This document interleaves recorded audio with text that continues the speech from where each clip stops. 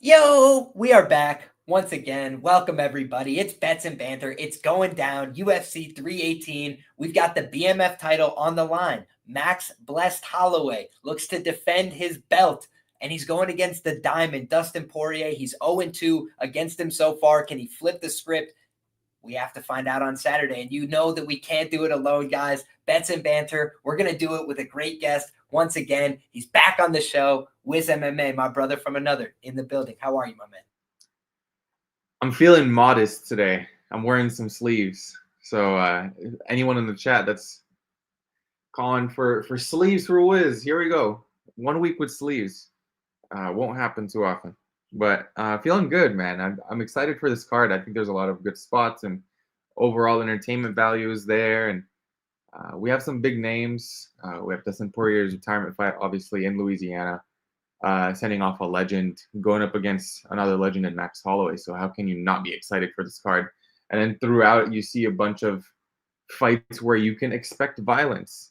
If I'm running down this card and I'm just counting, projecting finishes, I'm counting 1, 2, 3, 4, 5, 6, 7, 8, 9, 10, 11 fights out of 14 that I think can finish. If that's me being optimistic, I think it'll be 8.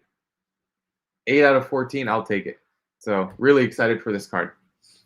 Well, I just wrote up my prelim article before we got on the air for Roto Grinders, and I must say I was picking a lot of finishes in my article as well. I do think that it's a violent night of fights on paper, and I've talked about, maybe the pay-per-view card quality is a little bit decreased. Maybe this isn't the best pay-per-view the UFC's ever put on, but it does have that kind of depth where you're like, man, I'm going to be watching the prelims here. I'm going to be seeing some interesting fights throughout the night. But maybe they don't all have the major divisional stakes. Maybe it's more important for individual fighters' careers. You've got guys like Marvin Vettori, Paulo Costa. They're kind of fighting for their life as contenders in these fights. Whereas in some other cases, you'd be getting a little bit higher level matchups. But ultimately, man, I'm fired up by what we've got on offer. And we're going to do it the way we always do it, by starting with the first fight of the night. I just have to say this before we get going. Guys, if y'all missed it, don't blame me. We talked about it on the show. Ends by sub, plus 460, one full unit. Put the money right in the bag. Thank you so much, Walter Walker, for going out there and shipping one for the boys. 2.4 units on the risk, 7.14 units on the comeback. Thank you very much. 297% ROI. 4-week losing streak. We lost, I think, 4 units total. Plus 7 units on the comeback. Come on, baby. We don't stay down. Good guys rise. We're back up. And we got a great card to break down once again. Let's carry the momentum forward. Let's make it a 4-fight win streak. Transparent. I had a shit week. Although I made a very big case for Mr. Tokotokos, as I like to call him. Hondo P. I still went against him. I think that I have a bad habit, and I'm very open about this. Very open about my betting style and like my struggles with it sometimes too. I can convince myself onto a dog and somehow end up on the favorite sometimes, and that is a flaw. But admitting it openly will allow me to improve. But yeah, I ended up on a bet with Tafa. Big mistake. Should have took the Tokotoko sub. But nonetheless, looking to get some revenge this week.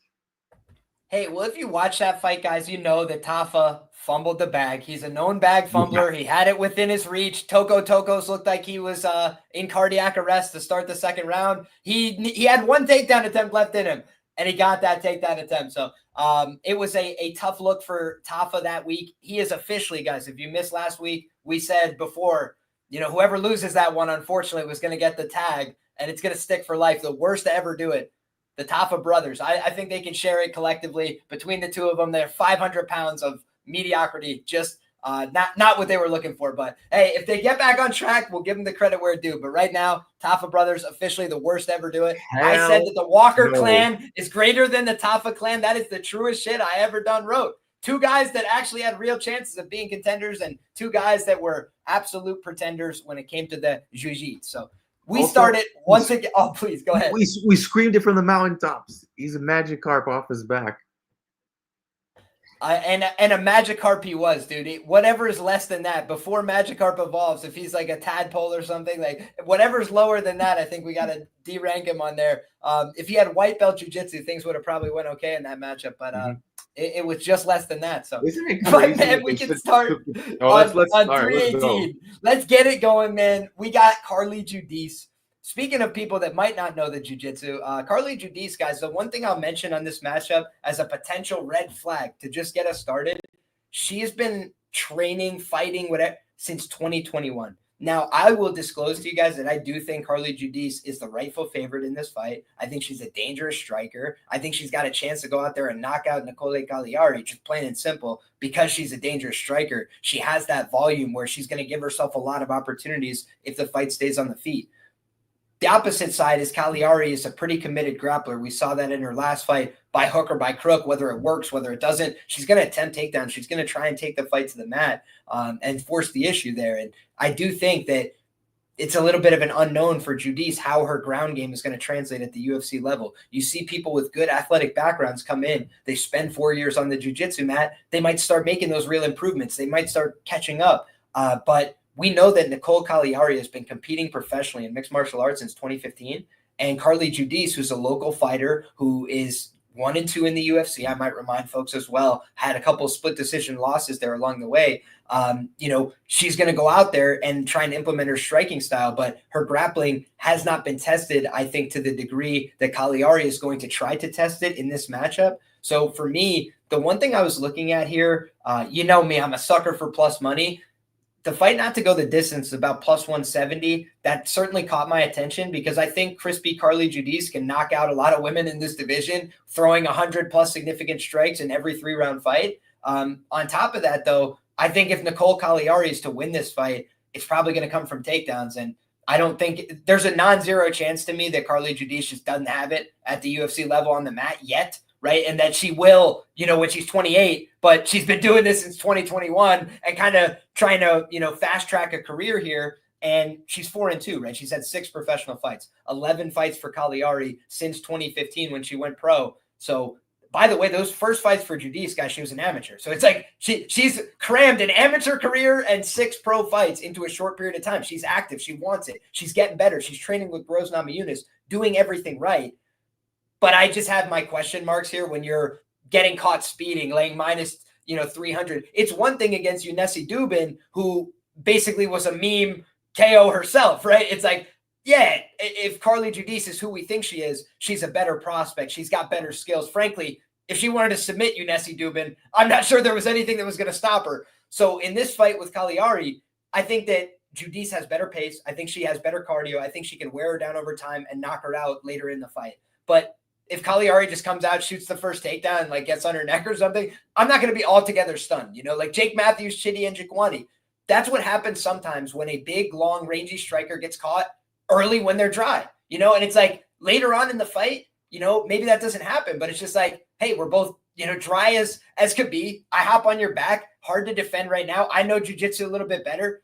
I do think that's the upside for Caliari. So if I was trying to paint the case for her, that's what I'd be looking at. Caliari, sub split decision, that I feel like that's a lot of her win equity in this fight. And meanwhile, I think Judice, maybe could surprise us with an improving ground game, but ultimately I think what's way more likely is that she goes out there, puts hands on this girl and either finishes her or, rounds out a decision in 2 and 3 when she starts D'ing up those takedowns, seeing them coming a little bit more. But ultimately the pick here is Judice for me. I just think that there's some downsides with a girl that's this inexperienced. And also, frankly, that has this much pressure on her back. She's fighting at home. Crowd's going to be behind her. Big opportunity, but also big pressure. And when you've got 6 pro fights and you're fighting on a pay-per-view and you're a big favorite and you're 26, there's just, for me, a number of things that are banana peel territory here that I will probably just be looking at plus money or leaving it alone. So plus money on the fight doesn't go the distance. I don't hate it. What do you think, man?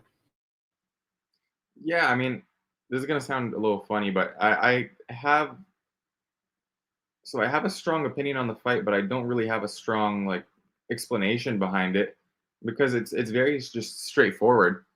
As you mentioned, Carli Judice is just going to be the much better striker. She strikes in different layers, and that's when you can tell the striker is more advanced. And then Caliari is more meat and potatoes. We saw her get kind of pieced up against Ernesta last fight. And if you remember in the Contender Series, Carli Judice faced Ernesta Carrascate and took her to a very close split decision in which she lost. And I don't think Carli lost that fight. I was on the Carrascate side, and I felt like I lost it. So I think Carli beat Carrascate. I think she was more aggressive than Carrascate. She was pushing her against the cage and beating that girl up. And then she takes, was it Bruno Fernandes to a split decision? Super close fight there too against legit competition. I would consider Bruno Fernandes. And then last fight against Gabriela Fernandes. There we go. I knew there was something off with the name. There's so many women in the UFC from Brazil that if you don't mix them up from time to time, you know, the Bruno Brazils to the Gabriela Fernandezes to the too many. And then the last fight against Eunice Duben, she handled competition, I think, the way she was supposed to handle that kind of competition. So the pick is Carli Judice. I think she should be a much bigger favorite than she is right now. Interesting. Fair play. You know, the thing for me is just like, when I don't know if I can trust your ground game, it's always hard for me to trust somebody in a striking matchup, just because like, I do think like in a striking matchup, she's a massive favorite here, but just the introduction of takedowns is what it introduces variance for me. And Carli Judice, it's not like she's never been taken down. She's just worked back up to her feet, done things right. And I think Caliari is probably going to bring the most aggressive grappling pressure that she's seen. So I don't trust Caliari on the feet, but I'm at least interested in whether or not she can get this fight to the ground. I might look at some takedown props when they open up later in the week and like, hey, maybe she's going to lose, right? Maybe she's going to gas out trying to wrestle this girl, but I don't think she's not trying to wrestle this girl. I think she's going to sell out for wrestling early and often as much as she possibly can, you know? Here's the thing. I'm not trying to like make a huge case. She's obviously like minus 3xx for a reason, but I think this is just a very similar matchup to the Caliari versus Carrascate fight, but you're just facing a much more aggressive fighter than Carrascate, similar style. And we saw how Caliari fared with the takedowns there. Well, I mean, she did get multiple takedowns. Both Carli Judice and Caliari fought Carrascate to split decision. Mm-hmm. Both of them got around 3 minutes of control time against her. She's kind of a long, awkward body, similar to Judice in that way. But I do think Carrascate has a little bit more time in the game, a little bit more of a grappling background. I could be wrong about that. So, and also in the chat, people, Moyes mentioned, as well as Piezo, Gabby, her striking in that fight. She was doing pretty well against Carli. If you look at Carli, she does get hit. Like, she lands a lot. She gets hit a lot as well. I don't think that Caliari really has a ton of power personally, but maybe I could be wrong about that. So interesting enough fight, but I will definitely be leaning towards the Caliari, towards Carli side, but just not enough to play this kind of number. For me, its fight doesn't go the distance or pass. My guy Moy says, Ernesta, endless cardio, better process than scrambling. Fair play. All right, next up, we got Bruno Ferreira taking on Jackson McVey. Wiz, why don't you start us off, my man? I think I started us off on the last one. Oh, man. So we've seen this guy, Jackson McVey, go from like, okay matchup to getting rebooked against, maybe a somewhat more winnable matchup. So now he's like, all right, you're getting sent to the gulag here against Bruno Ferreira. Oh, this is tough. Because, you got to feel for the guy. Thought he was getting a favor last time out, but in this fight, I really just see it going one way. Both these fighters really fight similarly. They just go out there and try to swing heavy and until one person falls. And obviously, Jackson McVey is 6-0. I think Jackson McVey also has some ground game equity here, but I think just Ferreira is going to knock this guy's head out with no reason beyond UFC level experience. Because whenever you're swinging heavy like that and two people who do not really have the technical ability, anyone can win. So if you're looking at money lines, you're not going to try and include Bruno Ferreira in a parlay. I'd rather you include the under. But I'm not taking McVey ever. So I think it's for a knockout round one, pretty clear. It's funny, man. I was definitely leaning towards McVey in the first two bookings that he had in the UFC. And the reasons were that I thought he was going to be able to just take down Dumas. I just thought physically, The guy crashes into the clinch, kind of goes wild with like elbows, knees, and just tries to grab a hold of somebody and like rip them down. His process, for my taste, is not the very best, but it is at least interesting, right? He's a big, huge guy for the division. He goes out there and throws with bad intentions. And, he does force clinch exchanges a lot, where he tries to get it to the ground and where, people haven't survived yet, right? So it's one thing for me to like criticize somebody when I've seen them go long, or I've seen them gas out like visibly. And that's not really been the case with Jackson McVey. I don't think he has bad cardio because like I've seen him have bad cardio. I'm just concerned that his style is not sustainable over the course of 15 minutes. He hasn't been tested against the best guys, so we haven't really gotten to find that out. And meanwhile, for Bruno Ferreira, the two guys that he lost to in the UFC, Nursultan Ruziboev, big, long guy, awkward, caught him in the striking, caught him very early as well, though. So what do we know about Bruno? He's not invincible, right? He's a guy that can be clipped. He can be hurt. He can be knocked out. Is he above going out there and fighting crazy and wild and reckless? Not at all. Like, we've seen him go out there and have a fucking blood and guts war with 3-6 in the UFC, Dustin Stoltzfus. So when you look at Bruno Ferreira, like, I've been one of the guys that sung his praises since he came to the UFC. He knocked out RoboCop. Incredibly impressive win. Has aged wonderfully well. But at the time, RoboCop was coming back pretty quick off a KO loss. Then he fought Abus Magomedov. If you had to say what is the number one criticism of Abus Magomedov, it said he's a known gasser. He's got no gas. He's a cardio dump. He goes out there and submits him in the third round. By the way, gets on top multiple times in that fight. And that's the only thing that makes me like, are you guys sure you're not going to get caught speeding here on Bruno Ferreira? Like, if the guy goes from being, plus 250 dog to minus 200 favorite. When he was a dog, he wins. When he was a favorite, he gets smoked in the first minute. So it's just like, I do think that this fight has a lot of unknowns. When you talk about unknowns in fighting, when you talk about unknowns in lining probabilities, it should push the outcomes closer to 50-50 because you don't know. And so for me, what is the cardio dynamic of this fight? Fuck it if I know. Like, Bruno Ferreira has proven a little bit more to me, right? That's why he's a deserved favorite. He's beaten better guys. That's why he's a deserved favorite. But does he have great cardio? No. Is he invincible? Like, his durability just checks out every time? No. Is he a guy that fights with a super high IQ game plan every time? No. Like, so in none of those ways is he checking off those boxes. But the one thing I will say is the reason I think he's going to win this fight. And right, like, ultimately we talk about betting odds, we talk about how we analyze the fight, and then we talk about what we really think is going to happen. And I do think a guy like Jackson McVey, who knows one way, which is forward and barrel in and grab a hold of this clinch, Bruno Ferreira has a very low center of gravity. He's much smaller than this man. Could he catch a knee to the chin? Sure. But I think that what I'm kind of expecting here is that Jackson McVey is going to rush into the clinch, and then Bruno Ferreira is going to judo toss him on his head really hard and probably, dominate on the ground.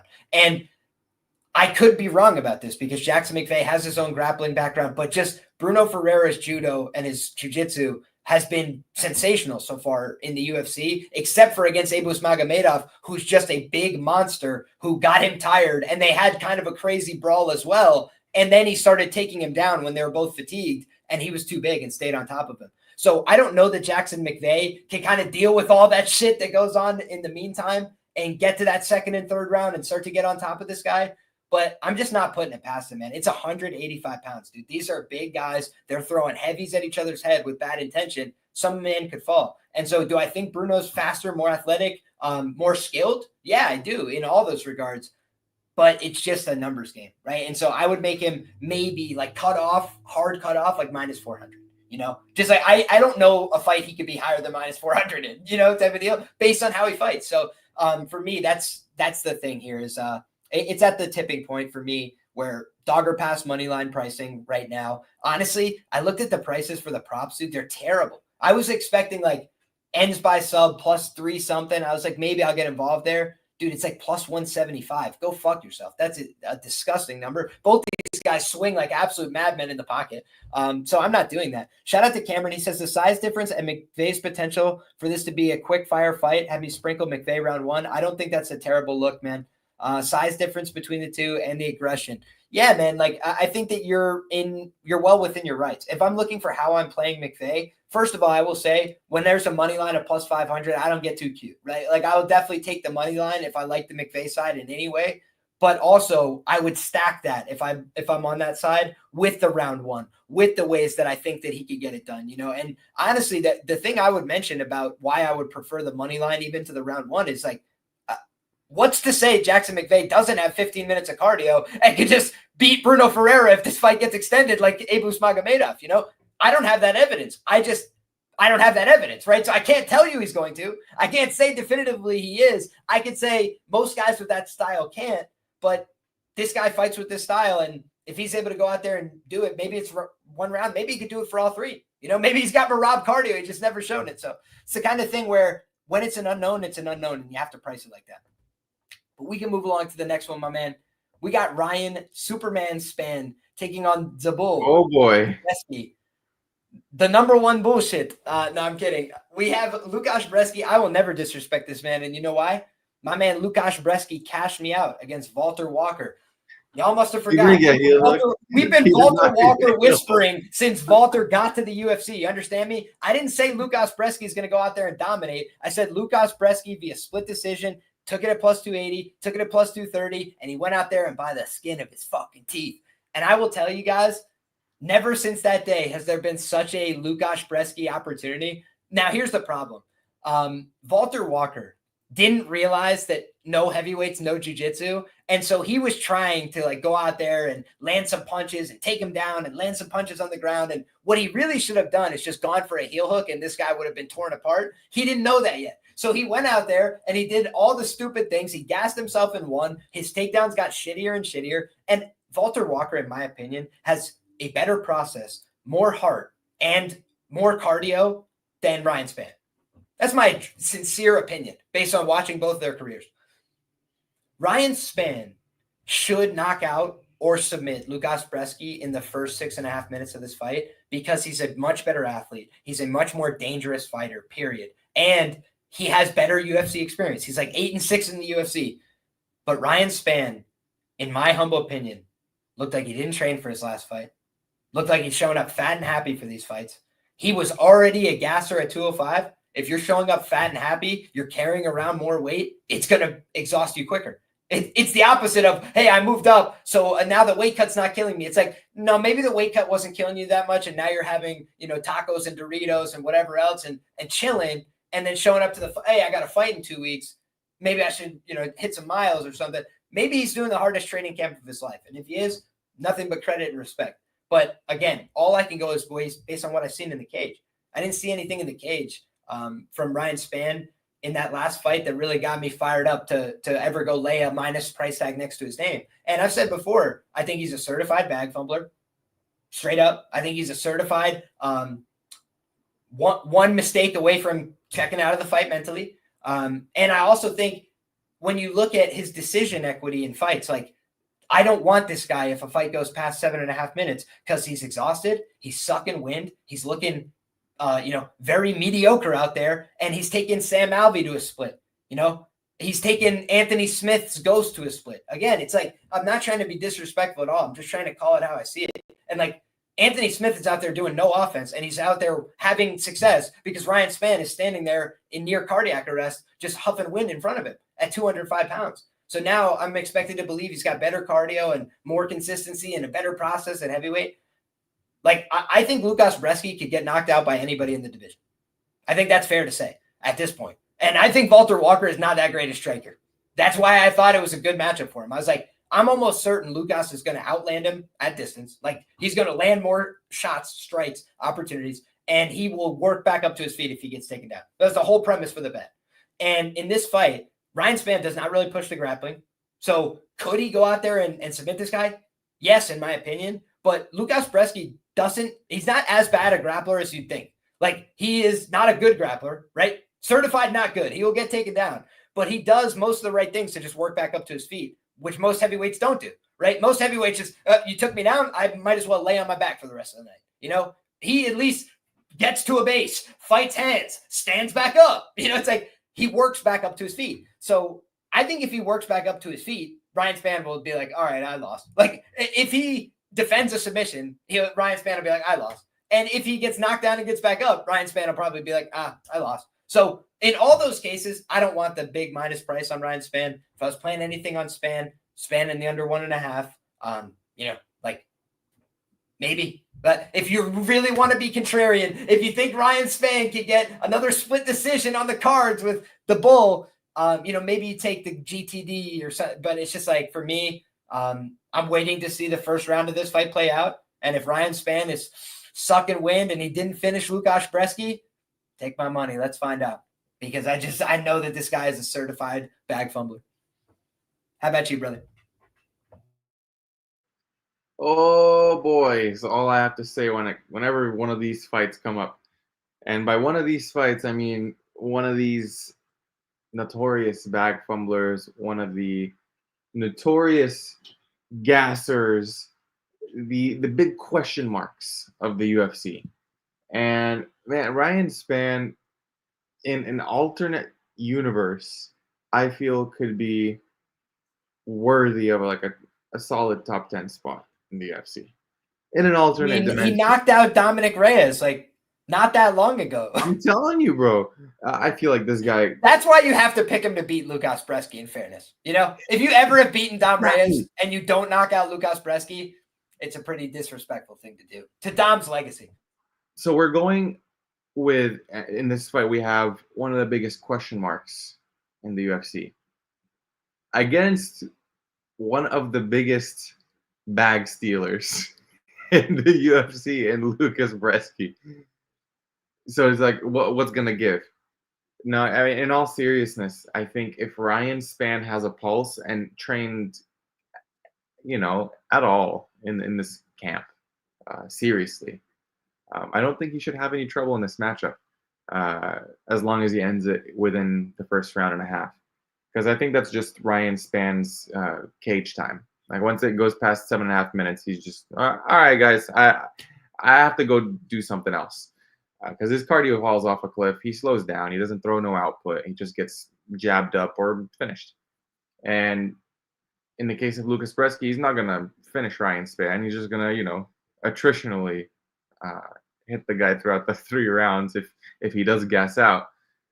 So you don't need to worry in terms of volume with Brzeski. But the thing is, can he stay conscious? That's the big question for a round and a half. I think Ryan Spann's going to be able to connect something, and I see a potential club and sub from the Spann side. Probably just like a guillotine or some sort of like high elbow guillotine. He likes those. So for me, it's Ryan Spann inside the distance in round 1, probably. If not, if he doesn't finish his fight quick, he is in for a rude awakening. And that's where Lukasz Brzeski will take my money as well. That's how I'm approaching the fight. I'm playing Ryan Spann round 1, and I'm probably going to take Brzeski live after 1.5, maybe even just 1 round, depending on where the line sits. So we'll see. I don't want to mush this while we're on the air, but I will just say I'll definitely consider a decision only. I'll go look at and see what those prices are looking at, because I do think Brzeski has way more chances to fumble this bag inside the distance than after. But also, the only thing I would consider playing from a prop perspective that's not a Brzeski decision of some kind is 2-3, just because I do think Ryan Spann is a guy that is one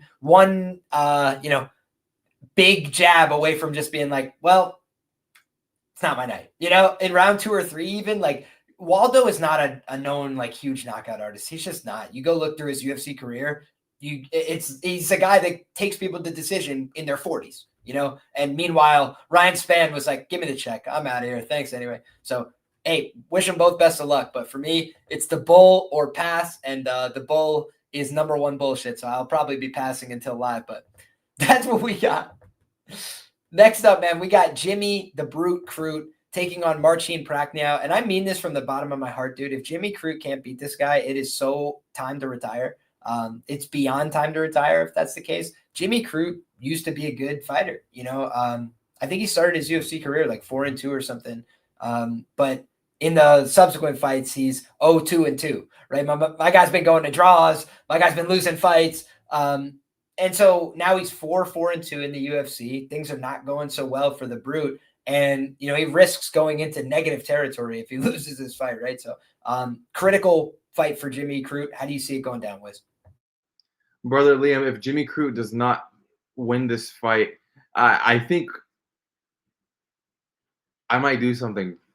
I might do something crazy. I do not understand if Jimmy Crute does not win this fight. And I think win this fight within the first 2 rounds, maybe even the first round and a half.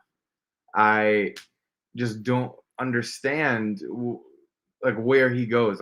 Should he be dropped? Should he be passed off to the regional scene? Should he be executed? I don't know. I just think that Jimmy Crute has all the advantages in this fight, except for the chin. Now, with Marcin Prachnio, we saw in his last fight, the dude got submitted, and the choke was not in. It was on the wrong side.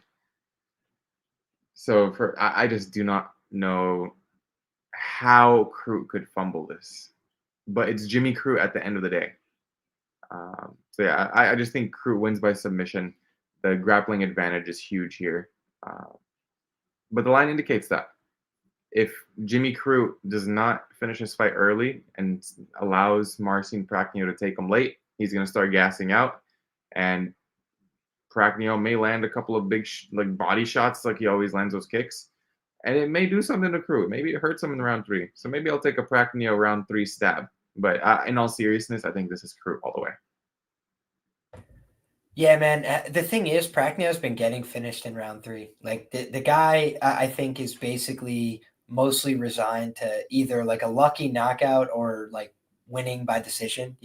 He just goes out there and tries to keep people at bay with his kicks, and he can have a functional kicking game, especially against low-level UFC light heavyweights. But Jimmy Crute, in my opinion, has a power edge. I think he should be able to knock out Marcin Prachnio. Honestly, if he just bit down on his mouthpiece, swung heavies from the opening bell, I think he could knock him out, which I don't think is a good game plan, right? I think what he should do is go out there and wrestle this guy, but I'm just trying to be realistic because I think Jimmy Crute is not a guy that's trustworthy, but I do think he's in a matchup that he should win.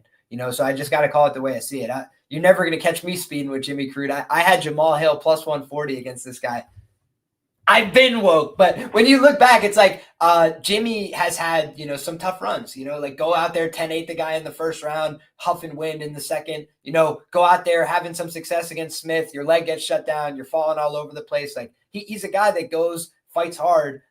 Shit just hasn't worked out for him, right? Jamal Hill broke his face with 4 punches. Shit happens, right? It's tough night at the office, some would say. But when you look at this fight, I don't think he's afraid of Marcin Prachnio. So I think he's going to rush forward. And I also think he's a much better grappler. I think he's physically way stronger than this guy. He's also much younger. So there's a lot of boxes checked on the Jimmy Crute side. And like I said, this is a step down in competition from where he was at his peak. And it's just if you can't win these fights, if you're losing every fight, if you're going to draw every fight, if you can't fight for 15 minutes, it's just not for you potentially at a certain point, right? And at 29 years of age, I think it's time to find out for Jimmy, whether it's for him or not. And honestly, I think Marcin Prachnio, that last fight, you kind of mentioned it, he's ready to take the door, in some of these fights when shit's not going his way. And I just think when you're looking at, his cardio, that's what I want in a guy who's going to beat Crute, physicality and cardio. Alonzo Menafield, in hindsight, good guy to beat Crute.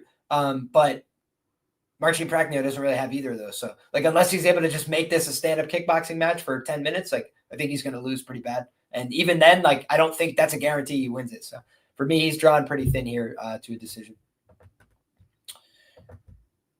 All right, man. Next up, we got Islam Dulatov against Adam Fugitt. And this is another one, guys, where you guys might think I'm a lunatic for saying this, but I think Adam Fugitt should be somebody you consider as after round 1, have him in your live slip just in case, because I think Islam Dulatov fights with a suicide pace. The guy's out there throwing with every ounce of his body in every shot. He is throwing 100% fully committed strikes with his legs, with his knees, with his elbows, with his punches. Islam Dulatov is trying to head kick people. He's trying to break their face. He's trying to look for opportunistic submissions as well, but he's not a grappler. Like, he's a guy that goes out there to beat you up. And then if you're on the ground, he is more than willing to take the choke. He's more than willing to take the back. He's more than willing to do those things. But, like, if he thinks you're going to get back up, he's like, all right, fine. You want some more? I'll kick you. But if you want the door, he'll give it to you. You know, he's kind of like Kevin Holland in that way, a gentleman, right? If you realize you don't want to fight me anymore, no problem. Stick your head in this hole. We'll get you out of here. But if not, I'll keep punching and kicking you. I just think that he fights at an unsustainable pace. We've seen him go to decision one time. He lost that fight. It was a long time ago, but you just look and say, is this style sustainable? The one time he needed it to be, it wasn't. And when you look at how it looks, it doesn't look like it would be sustainable. He's been to the second round just one time. So I should say 2 times, right? The one time he went to decision, he lost. The one time he went to the second round, he got the TKO. Oh, hats off. But I do think Dulatov is very live for a submission in the early going here. Adam Fugitt's been submitted in grappling competitions. He's also been submitted in mixed martial arts bouts. I think Mike Malott was able to catch him with his patented guillotine choke. Very, very good at that technique. However, Islam Dulatov is very insistent upon front headlocks. He's also a guy that can hurt you on the feet and make you make bad decisions, make you shoot shitty takedowns, make you make decisions you regret in the grappling because you're not thinking clearly, right? I always say there's a difference between, hey, these guys go meet in a Metamoris or something like that.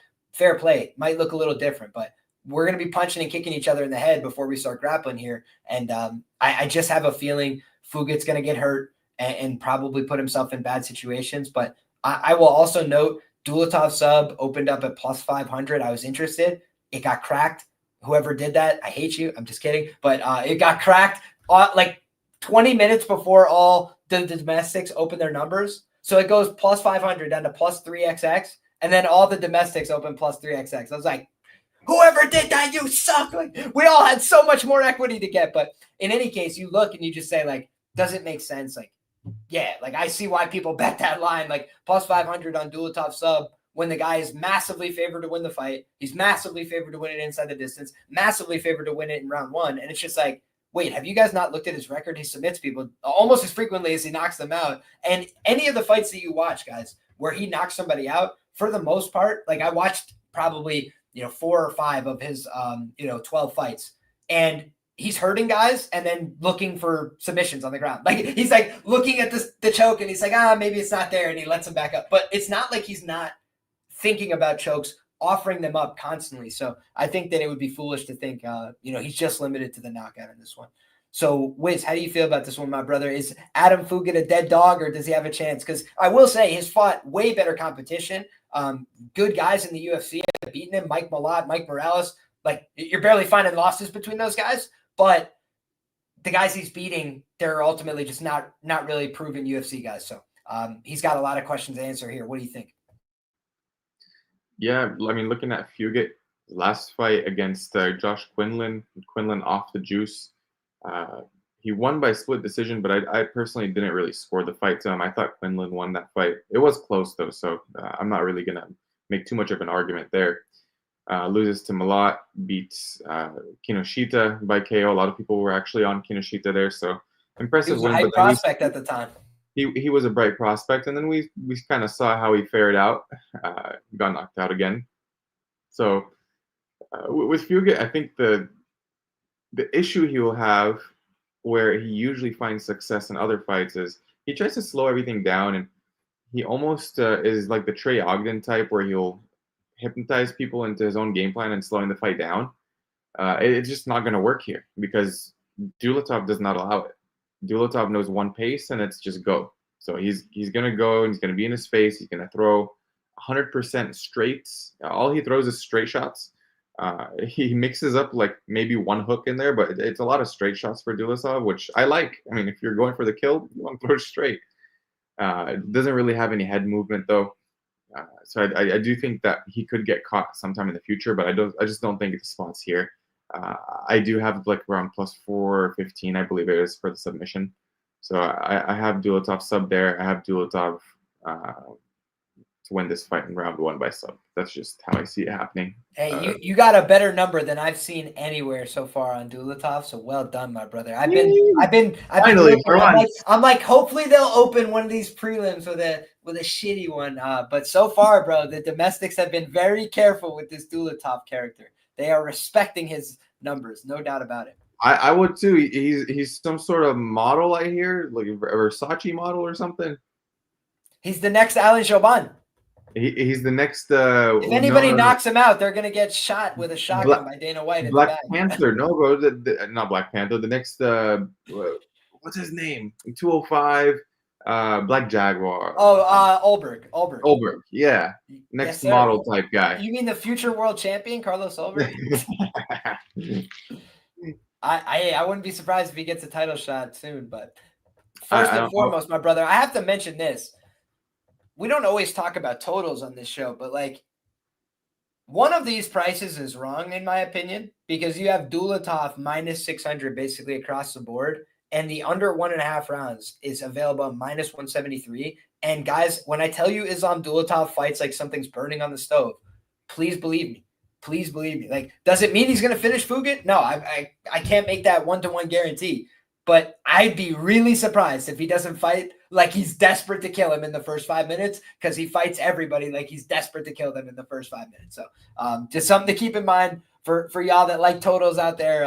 I was surprised to see this is not one of the more juice totals. Like there are other 1.5s that are steeper on this card. And it's just like, again, could Dulatov go to a decision? Like, I guess, but it's just like, everything he's ever shown on paper is that he's going to go out there and fight like there's a fire. So just seems like the under, win or lose, guys. By the way, if you're fighting, like taking all the risks in the world, the one thing I will say about Dulatov that makes it kind of crazy in my view that he's such a big favorite, like, do I think he's going to win? Yes. Again, we acknowledge that. But like, have I seen him look like he's gassing out in fights that he wins via dominant first round knockout? Yeah. Like there's been fights where he looks like he's slowing down already, but he still kills the guy because he's in the first round and he's a prize fighter and he's an athlete and he's in good enough shape to pull it together. But like he's doing the deep breath reset and we're 3-4 minutes into the fight because he's swinging everything like crazy. And I'll just tell you guys, like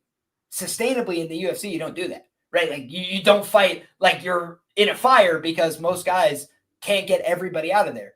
You know, so when you can't get them out of there and you've spent all the energy you brought to the table, you're a mark to get finished normally in round 2 and 3. So that's just the one thing I would say is like when you fight with all like no care for risk, that's how you get knocked out. And like how you knock out other guys, right? How you make fights happen. But making fights happen is a recipe for unders, not for minus 600s. So just something to keep in the back of your head. All right, guys. Speaking of fights where we've got minus 600s. Ateba Gautier, the silent assassin, taking on somebody you've scouted, I believe, Mr. Wizz, Robert Valentin. So we'll have you kick it off, my brother. What do you think about this matchup in the middleweight division? We got two big meatheads in this one. Oh, boy. I've studied Valentin endlessly for a period of 3.5 months. So I feel like I know everything there is about this guy. The guy doesn't check leg kicks. He stands very bladed, Muay Thai stance, so he's easy to get taken down, but he doesn't have to worry about that in this fight because Ateba Gautier, we know what he offers.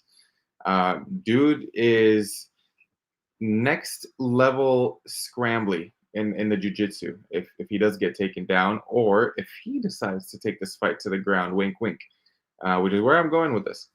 I do understand the archetype of the fighter Ateba Gautier is. He is the type that will go out there, he will swing heavy. And the difference is he's not wild with the shots. He's very calculated. He's like a sniper with his shots. And it's nice to watch his striking because he's very, very much thinking about every shot that he's throwing and he's not just swinging leather. Now, on the other hand, has he faced resistance elsewhere against competition that is respectful in the grappling? I just don't think so. So I do think that Robert Valentin could potentially look to take this fight to the ground. I think he maybe could find a submission here. The dude is very crafty on the ground. He's very opportunistic when it comes to taking the back. So for me, it's dog or pass in this spot. I'd say Valentin by sub.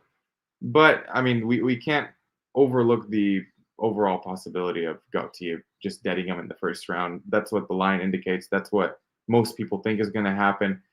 I do predict just that the fight will go that way. But if I'm looking to bet on it, I'm looking at the sub for Robert Valentin. I think there's a lot to be left on the bone there. So let's go Robert Valentin by sub. I hated you for 4 months. Now it's time to love you forever. Please, Robert Valentin, let me love you from Wizz. We will have to see whether he obliges you, my friend. I'm trying to pull up the odds on that right now. So we have a point of reference on this show. So I'm seeing right now Robert Valentin by submission. It's actually being shaded pretty heavily by Bet Online. So I will note that Bet Online is quite a sharp market, guys. And I will point this out to you guys just so you see what I mean. So right here on Bet Online, I'm using fightodds.io. If you guys were looking before, I was using OddsJam. I'm just cycling through different odds screens. That's what you have to do in MMA to see all the different prices. You also have to like check and open individual books. I do a lot of research every week, but this is one that I hadn't really had my eye on. One thing I will note off the rip is that I had been thinking to myself, like, what if Ateba Gautier has made some big improvements on the ground? I was like, maybe he could submit this guy. So I had initially thought to myself, maybe I look at the ends by sub for this fight for the reasons you mentioned, which is number one, Glenn Williams is in his mid 40s. And I believe it was in 2022. He won, I think it was his second and only, or maybe it was his first and only professional fight, something like this, right? The guy was very inexperienced as a pro fighter. He did have a background in fighting. It's not like he had no skills, but frankly, if you look at Glenn Williams and Ateba Gautier, you'd be hard-pressed to find an athletic similarity between the two guys, right? Ateba Gautier looks like a sculpture, and then this guy looks like some guy they plucked off the street in Europe. Again, and I say this with love and respect for Glenn Williams. What a savage. He went out there, found a way to win, got his jiu-jitsu going, used his cardio and his pace, and just beat a younger man by being savvy and veteran-like. When you look at Robert Valentin, I would not call him savvy and veteran-like, but the guys that have beaten him so far in the UFC have some things in common with Ateba and some things that are totally different. And here's what I mean. Ryan Loder is a lifelong wrestler, very skilled, and he's a physical athlete, right? He's a Division I athlete. So Ryan Loder had kind of proven himself to be high-quality athlete, physically dominant guy, and he kind of met his match in the UFC a little bit, but we just saw what he was able to do to Robert Valentin, pick him up, turn him sideways, do whatever he needed to do physically in the grappling, made a couple mistakes, did give up his back at one point. So when you're talking about, a market where we've got Robert Valentin by sub at plus 700 on a sharp book like Bet Online, and then on DraftKings, a much more public book, a much more recreational book. It's not to say they're wrong, but it's to say there's a $5 market width between a very sharp outfit and a book that's maybe not as sharp and maybe takes a little more time to release their odds and therefore to take corrective action as well. So Bet Online put out their odds early this week. They put out plus 700 below the market. Then the market comes to play. They put out higher odds. Just saying, I always take the opinion of Bet Online a little more seriously than DraftKings.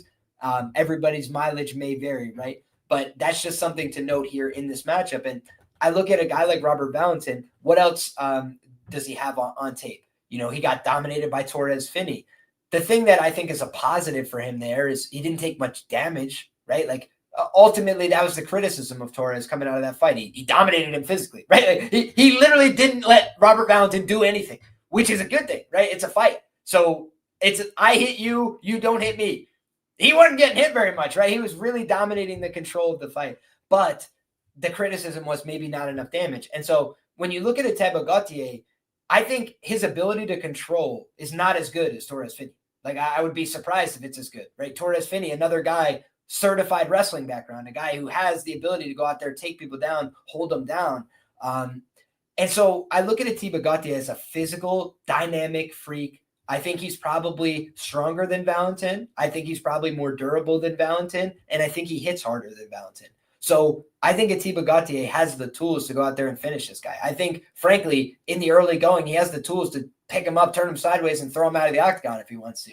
But as the fight goes on, if he can get extended, I think that Robert Valentin, that's when he could have something on offer. The one criticism I would have of his jiu-jitsu game is, frankly, if you have a fully solidified back take and you just end up falling out of position like that, I'm really not satisfied with that level of grappling positionally, right? Like I was really disgusted by that look in the fight with Loader, right? Like he had Loader dead to rights, basically takes his back and just falls over the top. I'm like, what are you doing, mate? And then you look at the fight where it's like Paddy McCrory. He gets him in like a weird arm lock, if I'm remembering correctly. He's kind of had some of these like unique joint manipulations and stuff like this.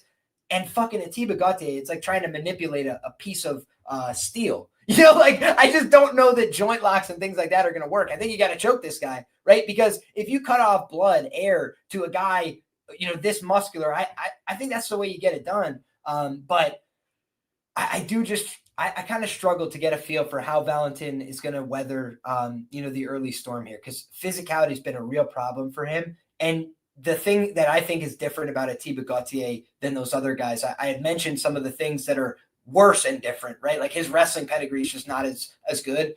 This guy's devastating on the feet. This guy can kick your head off, you know, and he's very, very deliberate in his actions on the feet. You know, I saw some clips people are posting of him on the regional scene. Head moves in, head moves back out. Guy goes to chase him with a punch, and he head kicks him into the third dimension. I think that he's a little bit more thoughtful than Valentin on the feet. I think Valentin's a little more wild. And so wildness can work. I just think the durability checks out for Gautier. So the way Valentin gets this fight is probably round 2 or 3 sub. Like wait for this guy to start to fatigue, try and knee him in the body, try and wear on him a little bit and take away the athleticism. Because I just think the athleticism gap at the beginning of this fight is absolutely massive. So that's where you have it. You know, I think the UFC knows there's not a lot of athletes that come around like this at 23 years of age with this much raw ability, but it's about shaping that, right? And so he's going to be learning on the job. He's going to be growing into his stuff. You go back and look at this kid's Instagram, you know, he's got blue belt, maybe jiu-jitsu at this point. He had white belt jiu-jitsu not that long ago. So he's certainly a work in progress on the mat, particularly. Striking, I think you can kind of pick it up a little bit. Time on the mat, there's really not a substitute for that.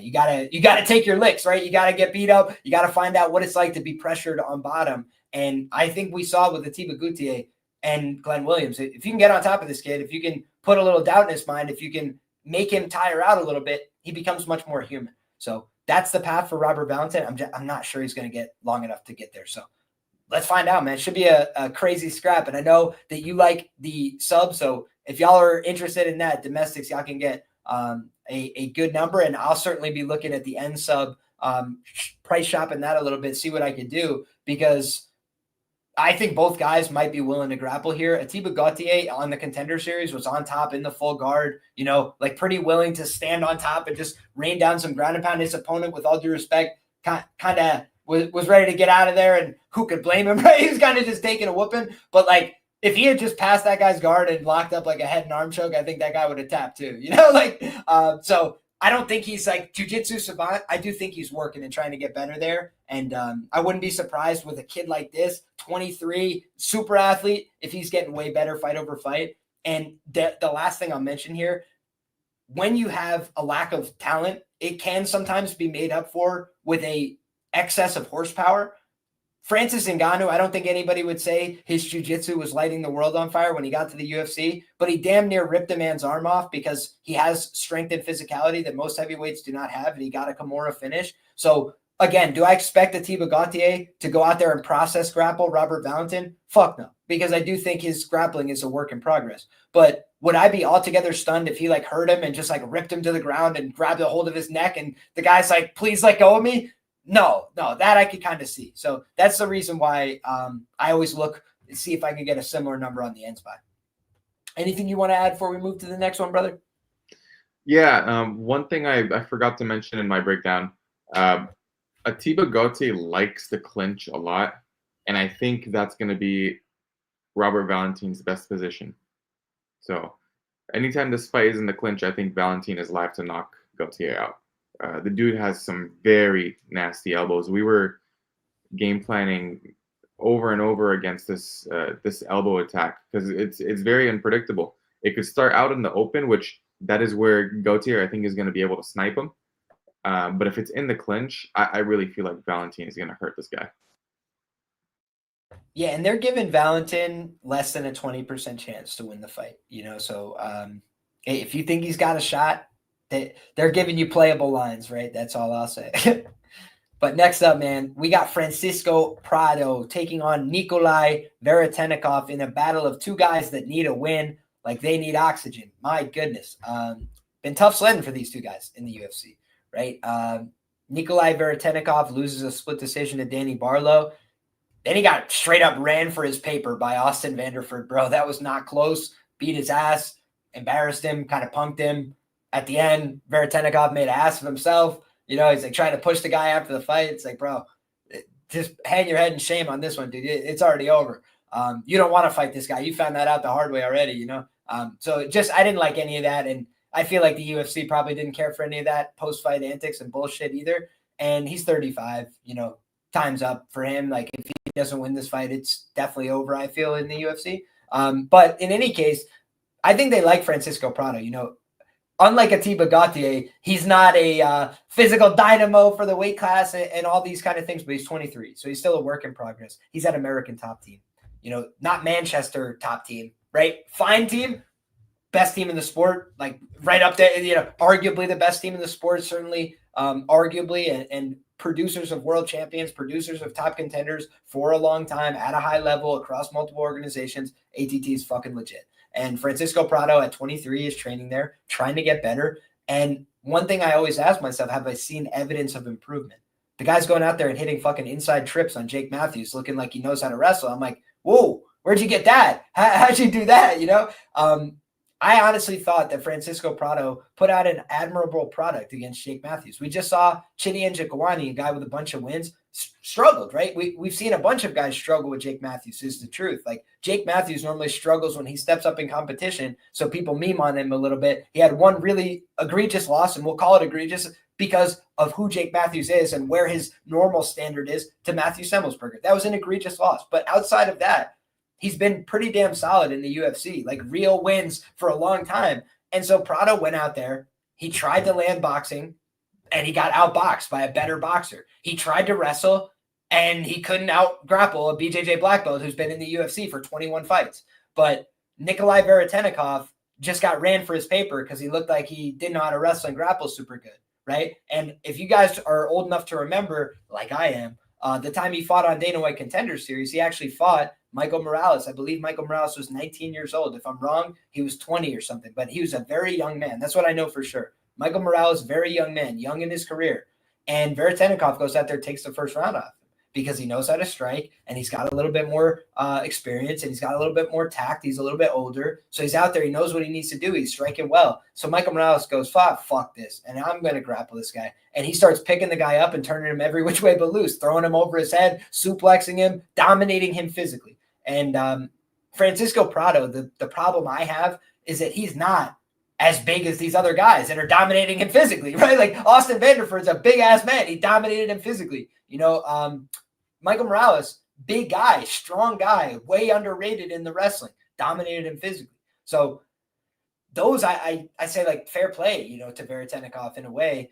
But I look at that Danny Barlow fight as like, what is this guy's real upside, because he doesn't throw a lot of strikes. The one thing you could say about Prado, he's going to die attempting strikes if he dies. Like the guy goes out there, throws offense, attempts takedowns. Like he tries to do things that would win UFC fights. Just hasn't worked out yet. And now it feels like he has a guy that's at least somebody he might be able to pull off these things on, right? I don't think Veretennikov has lights out defense. I don't think he's got, an incredible takedown defense or something like this to fall back on. So I think Prado is going to put out a lot of offense and have success.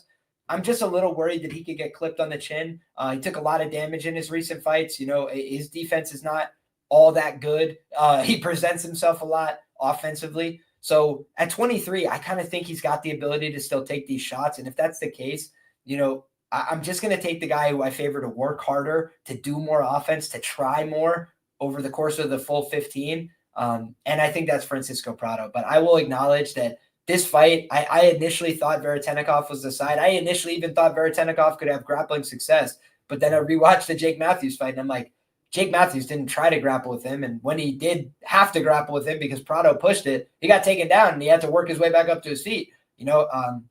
Like, is Veretennikov working his way back up to his feet? Like, Jake, like, frankly, I don't see that happening. So if Francisco Prado is as well coached as I expect him to be out of ATT, I think they're going to know that this guy's a mark on the ground and you could take him down over and over and make him tired. And Francisco Prado, again, is a guy that's willing to push it even when he's getting tired. He's a guy that's willing to push it even when he's getting bloody. And I think that might be enough in this fight. So if you ask me who's the more skilled guy, I would probably say Veretennikov is a better striker here by a little touch. But I don't know that he's going to do enough. I don't know that he's going to work hard enough. And I don't trust the guy. So for me, Prado, hesitant pick. No bets for me on this one. How about you?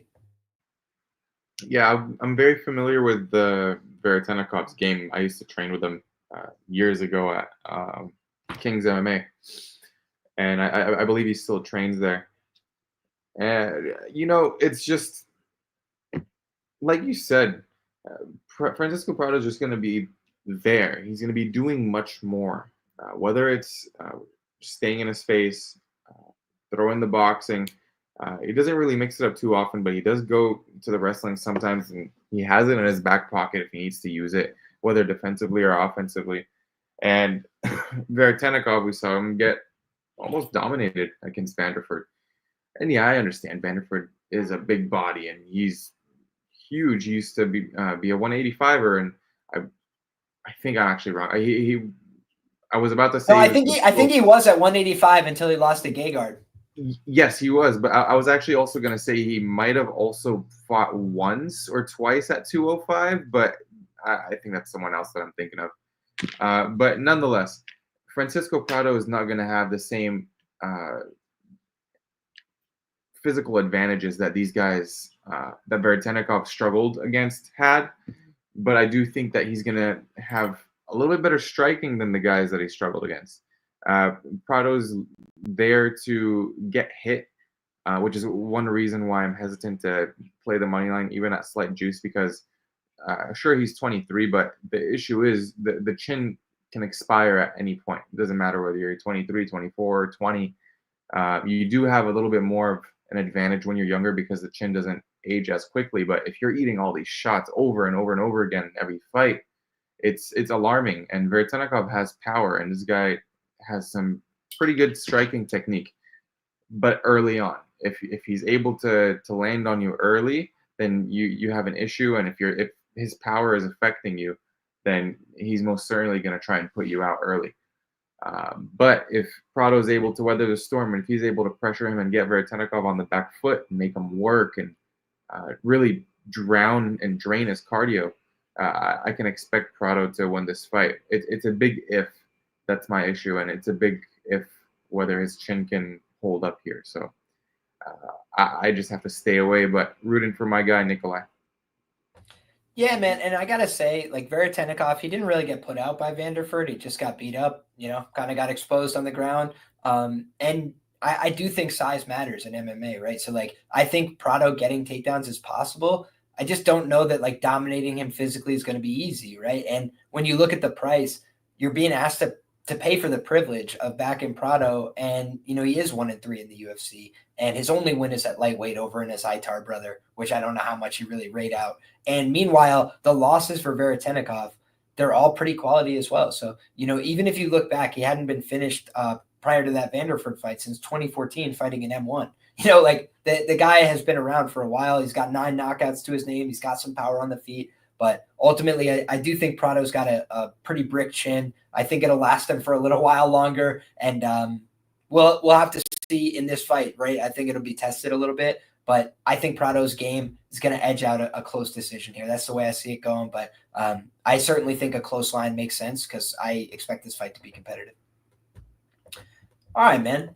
Next up, we have a big one here, folks. And this is big for many reasons. Exactly. The stage is Liam, let me tee this one up for you. You got it. I got you. Next up in the middleweight division, we have 19-7-1 UFC veteran Marvin Vettori going up against the 24-7 up-and-coming Brennan Allen in the middleweight division.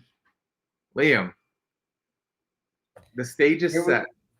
Here we have it, my man. I will tell you this. I listened to both their media days, both these guys are coming in here on pretty hard times. If you look at the Brendan Allen side of the ledger, if you include grappling matches, guys on an 0-3 run, lost, basically asked for a step up in competition, earned it with a win streak, and got the step up he was asking for. Shit did not go his way, right? He fought Nasruddin Imavov. He lost that fight pretty clearly as well, right? He kind of gassed out horribly over the course of those 15 minutes, then blamed it on being lazy. It's like, wait, you asked for the toughest guys, and then you said, I didn't try hard enough in the lead up. Like, I kind of baffled me, but okay, fair enough. Then he comes out and, another fight for Brendan Allen we'll go look at, right? On the resume, Anthony Fluffy Hernandez. Pretty brutal matchup for anybody, right? Nobody wants to fight that guy. Both Nasruddin Imavov and Anthony Hernandez are 8-2 in the UFC. So no skin off your nose losing to those guys. But it is worth noting, when he took a step up in competition, when he fought the best guys internationally, when he fought the best guys in the US, he's losing to both of those categories. And I think that's important to note. But when we talk about his resume overall, let's scroll through it, guys. He fought Chris Curtis to a split decision. If y'all remember, Chris Curtis tore his knee, falls over sideways, and it gives him a round that otherwise, probably would have been a Curtis round, probably would have been a Curtis fight.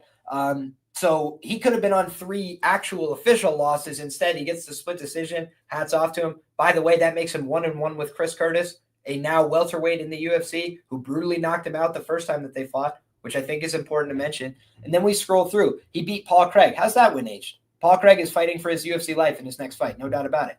Bruno Silva. How's he doing? What's he been up to lately? By the way, he hurt Brendan Allen in that fight. Andre Muniz. I remember the run he went on in 2021 and hasn't hardly won a fight since. Krzysztof Jotko, no longer with the promotion. Jacob Malkoun. Many people did not believe he won that fight.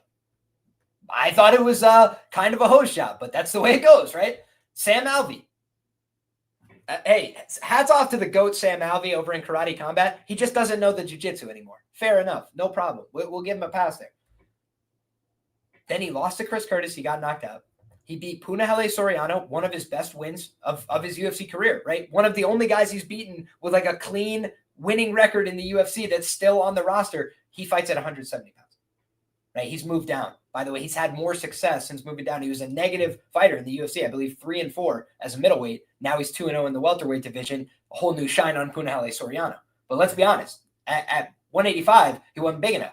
And most of the guys that he fought let him know that. Brendan Allen just kicked him relentlessly with body kicks. He couldn't do anything about it for the duration of 15 minutes. I watched it in horror with a -110 Puna ticket at the time. So I've been not that high on Brendan Allen for a long time. But then I kind of took a step back because I was like, yo, this guy's on a run. This guy's doing his thing. When I look at Brendan Allen, the fight against Carl Roberson, I mean, again, hats off to you. Carl Roberson, sketchy grappler, let's say.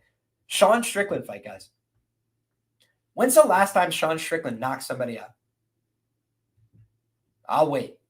The guy has 4 knockouts in 23 UFC fights. He gets called hey, on a week's notice, can you fight Brendan Allen at 195? He's like, yeah, sure, I'll roll out of bed. Beat the absolute shit out of him, guys. Not competitive. Beat him up in round 1, killed him in round 2. Bad. And so I look at Brendan Allen as a guy who's clearly gotten better over time, right? But if you listen to what he said about himself, he said, I stagnated as a fighter. I stopped getting better at things. I plateaued, and I was stuck in the mud and doing all the same things, and everybody knew what I was going to do. And I was just like, that was a very honest self-reflection. So hats off to him, right? But the guys are walking rear naked choke with a good body kick, some decent punches. You make him work, he gets tired. You hit him to the body, he doesn't like it. I feel like the book is kind of out on Brendan Allen right now, unless he changes something drastic about his game. On the other side, we could talk about Marvin Vettori, right? Who I'm not saying, look at Marvin's resume and why he's so good. What I'm saying is, where is the major difference in their resumes, right? I could tell you one major difference is one guy has fought many UFC champions and the other guy's not doing that, right? One guy's been in 5-round title fights at the UFC level and one guy is not doing that. And when he is, he's going to split decisions with Chris Curtis. So when we look at who's had more opportunities, who's had harder fights, Roman Dolidze, in my opinion, is one of the most underrated fighters in the UFC.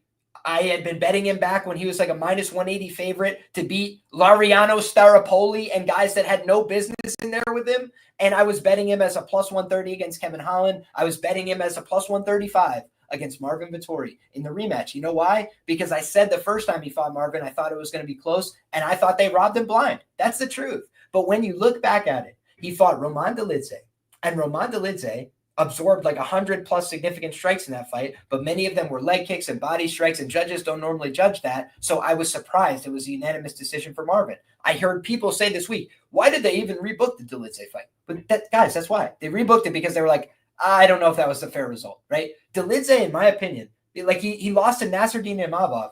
Imavov is clearly fucking good. Like Imavov has proven he's a very good UFC fighter. So he loses that fight, and now people want to sell him down the river. It's like, I think Dolidze is a good fighter. I think Dolidze is one of the most dangerous grapplers at 185 pounds. He summarily outgrappled Jack Hermanson to the point where he had him face down, begging for mercy as he's punching him in the head in a calf slicer. Like one of the most devastating grappling positions I've ever seen achieved in mixed martial arts. So when I look at this guy, I think he doesn't ever get credit when he wins. He doesn't get credit for his striking, which is dangerous, which hurts people, right? He fucking breaks people's face. He broke Dawkins' face with a knee, and people still don't want to give him credit. It's just like, okay, whatever Dolidze has to do to get credit, he rips Phil Hawes' knee in half, tells the ref, please don't make me do this, and then sends him to hell with a hook. Dolidze has power. Dolidze has skills. Dolidze is a dangerous guy. So he loses to Dolidze. Okay, fair play. Loses to Jared Cannonier. What do those guys have in common? Dolidze is ranked at light heavyweight and middleweight. He's fucking big. Jared Cannonier fought at light heavyweight and middleweight. He's fucking big. He fought at heavyweight. So those two guys are huge, massive, physical, strong motherfuckers in the middleweight division. That's what they are. They cut a lot of weight. They're strong and physical. They can knock you the fuck out. And they're very difficult to outgrapple. So what are those? Hard matchups for Marvin Vettori on paper, period. And he was favored to win them both. So Marvin Vettori, according to the market, is good enough to beat Roman Dolidze twice, by the way, at big favorite chalk, right? The first time, even bigger. Then, he's favored to beat Jared Cannonier, a former title challenger, a guy who had Robert Whittaker doing the salsa. Let's be real about who Jared Cannonier is. He's a dangerous guy. He knocked out Jack Hermanson in his home country, did his thing. Just beat up RoboCop, not like he's washed. So you just have to say to yourself, like, okay, lost these fights. What does it tell us about, like, he sucks at fighting now? Robert Whittaker, that was a tough one. The thing for me that makes me scared for Marvin is that he had a big shoulder surgery, right? And I can just tell you guys, shoulder injuries fuck you up. Like, it's hard to move. It's hard to get comfortable. It's hard to grapple properly. A lot of things are hard when you have an injured shoulder. And so Marvin, in his own media day, had said, last time I was so anxious to get back in there. I had been out for a while. I wanted to get back. I thought my shoulder would be okay. And I should have maybe just waited a little bit longer because I wasn't quite ready to let it go and I wasn't quite ready to throw. Right now, Marvin is in a position where he said, listen, it's kill or be killed. I need to go out there and remind people who I am. I'm on the fucking prelims. Like, people have forgotten what I mean to this division, and I'm going to go out there and remind people. When I look at analogs in history, right, it's not a one-to-one relationship, but he has a personal tragedy, right? And then you've seen people use personal tragedy to fuel the best performances of their careers, right? Damon the Leech Jackson, you go run up a fight with him and Pat Sabatini again. Who do you think's the favorite, guys? Pat Sabatini's had a better UFC career. He's had more success. He's beaten better guys. But Damon Jackson beat him like a drum because he had the weight of losing his brother on his shoulders that night, and he went out there and fought for everything. Josh Saman, who unfortunately is no longer with us, the late Josh Saman, a great fighter, he lost his girlfriend, came out and put on the performance of his life and kicked Eddie Truck Gordon's head into the third row, with all due respect to a great New Yorker. So when I tell you guys, I've been watching this in the UFC for a very long time. It's not a one-to-one relationship. Some people like Mike Grundy have personal tragedies and things go on in their life and they get choked unconscious. It's a fist fight, right? At the end of the day, anything can happen. But what I believe is that Marvin Vettori is the more durable fighter. What do I base that on? He's had 16 fights in the UFC. He's never been down. He's never been knocked down in the UFC officially, according to the stats, not once. He has a 1-0 knockdown ratio. Brendan Allen's been knocked down twice in the UFC. Brendan Allen's been finished 3 times as a professional mixed martial artist. So when I look at Brendan Allen, looking like he's ready to quit against Nasruddin Imavov in the third round, with all due respect, taking shitty shots from half a mile away, looking completely exhausted, looking like he's fighting drunk. That's what it looked like. And Marvin Vettori on the other side took honest lickings from Roman Dolidze, who I think is a top guy, and from Jared Cannonier, who I think is a top guy. So I'm not saying Marvin's a lock, take him to the bank. I'm saying, where is the massive separation between these two? I think the better finisher is Brendan Allen. I think the more durable guy is Marvin Vettori. I think that the guy with more output over the course of 15 minutes is more likely to be Marvin Vettori. And the reason I say that is based on all the stats and evidence. If you went based on UFC stats, you cover up their two names. Marvin Vettori is the easy click here. He has better takedown defense. He has better takedown accuracy. He lands more strikes. He has a positive striking differential. He absorbs, fewer strikes comparatively to Brendan Allen. It's just like you start going through and you're like, Brendan Allen is good at rear naked chokes, and he's good at landing long man shots in the first two rounds. It's like maybe he can get that going here, but I don't know why that's a massive implied win probability for Brendan Allen. So you've seen money come in across the market today on the Marvin Vettori side, and I agree with that. I think Marvin is the side here at big plus money. I respect Brendan Allen. He's fighting at home. I've said before, pressure makes diamonds. It makes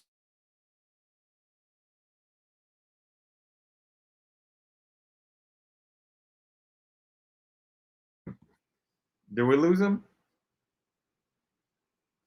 Or did you guys lose me? That's the question. No way. Can you hear me, bro? Let's go. Let's go. I honestly think that the Italian Mafia may have just gotten the word out that they needed to DDoS this stream.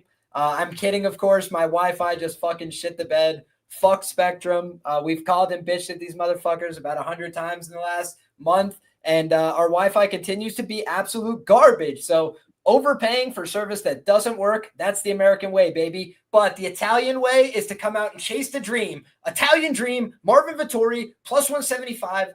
That's it. Wiz, what do you think, buddy? All right. So I'm not even going to try and sum this up any better than you did, because I agree with all those points. I personally think that Brendan Allen does have some sub-equity here, even though Marvin Vettori himself is a pretty blocky guy when it comes to the wrestling and the grappling, and is able to scramble out of some tricky positions and stay calm. But I think that Marvin's going to be able to pump out a little bit more volume than Brendan on the feet. Brendan's a little bit too hittable for my liking, even though he does return quite well. But in that fight against Chris Curtis, he was getting, I'm not going to say dominated in the striking, but Curtis was landing whatever he wanted, and he was hurting Brendan. And in the last round, Curtis was winning it through and through until he got dropped. And I don't know if it was his hamstring that he tore or a muscle in his leg, and it just wasn't the same. So then looking at Marvin's past few fights, obviously not the best of looks, but this time around at ATT, putting in some work at a more serious gym. He's taking this camp a lot more seriously, and then also for his last fight, he didn't really train at many gyms. He didn't have a game plan, to be honest with you. From what I was hearing, he trained a couple of days at King's here, and then he was just more on his own. So I think he's going to show at least a better version of himself this time around in the octagon. And I think that can present some issues for Brendan Allen. I think Allen is someone who struggles when he is under pressure in the striking. And with someone like Marvin Vettori, who's going to be in your face and he's going to try and jab you off and not really care what you throw in return because he has a block for a chin, I think that could spell trouble. So I predict Marvin Vettori to win this fight, dog or pass, but personally I'm passing. Marvin by decision is my prediction. My article write-up, Marvin Vettori via KO or decision. I believe in the Italian dream. Next up, my brother. I wanted to just say, by the way, before we move to this next fight, guys, we still have 85 people rocking with us live. Shout out. I just got hit with a freaking jammer with a nuke across the world. So I truly appreciate everybody showing some patience. It is never my intention to waste your time, right? I always try and be pertinent with my information, but I appreciate everybody for rocking with us. I thought it was me. So much. So it was me and No, never, brother. It was the DDoS gods from probably whatever betting service is offering the best line on Marvin Vettori. But in any case, bro, we got the prelim headliner, and it's a fight everybody's talking about, man. We got Kyler Phillips, The Matrix, and I love the movie. I like the movie more than the fighter, but the fighter's okay too. And then we got Vinicius Oliveira, Lock Dog. He's my boy. I'll just be frank, and it's because he's been cashing me tickets, validating my opinion that he's a solid fighter. But now it's his biggest step up, right? And he's a favorite finally. He goes from being a dog in a lot of these fights, being a favorite now. It's tough, now you're chasing, you're buying high, right? It doesn't mean he's not going to win, right? He could go out there and win, but you definitely would be buying high on Vinicius in this spot. Thing is, for me, man, pretty fundamental part of my capping.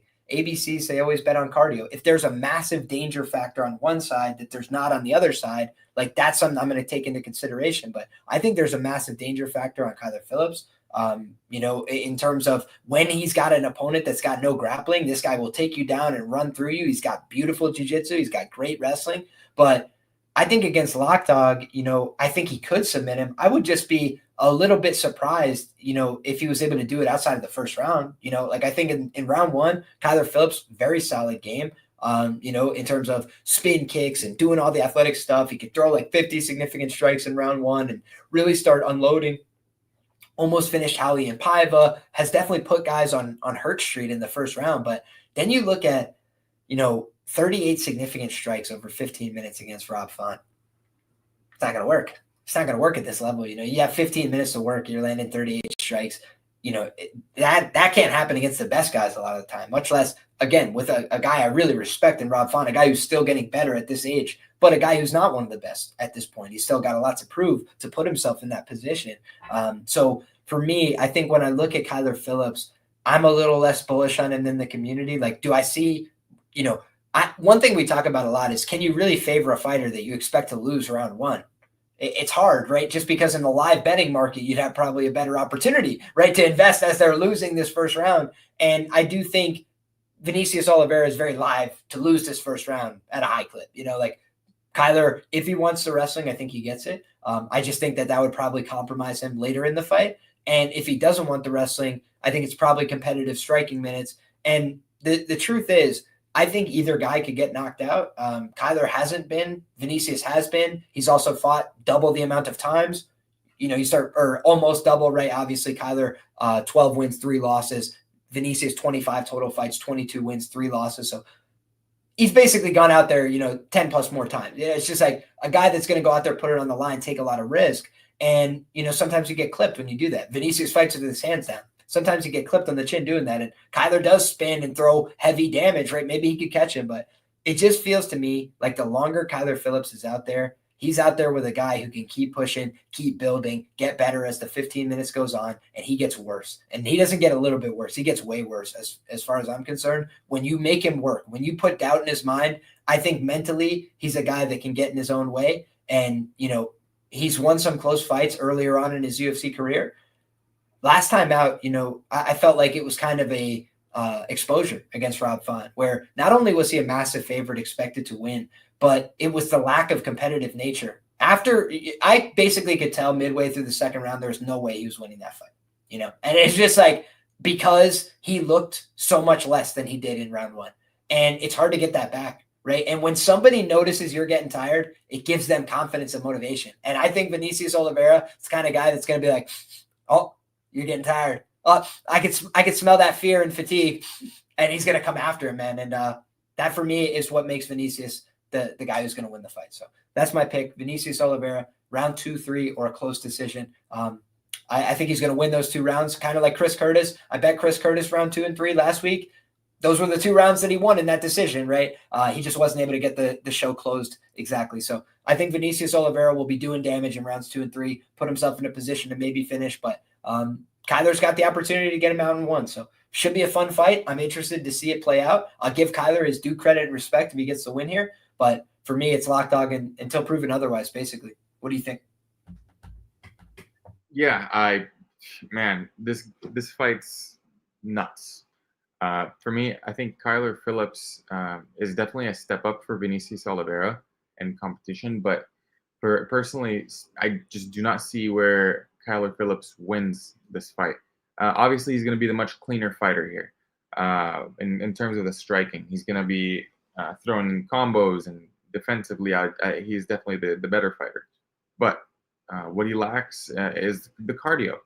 And when Vinicius Oliveira sees you slow down, he just builds.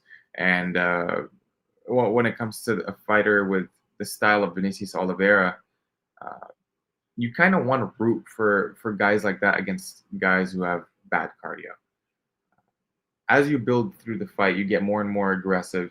As the other guy tires out, it leads to more finishes, it leads to more late finishes. So I'm thinking round 3, Vinicius Oliveira is a potential spot here.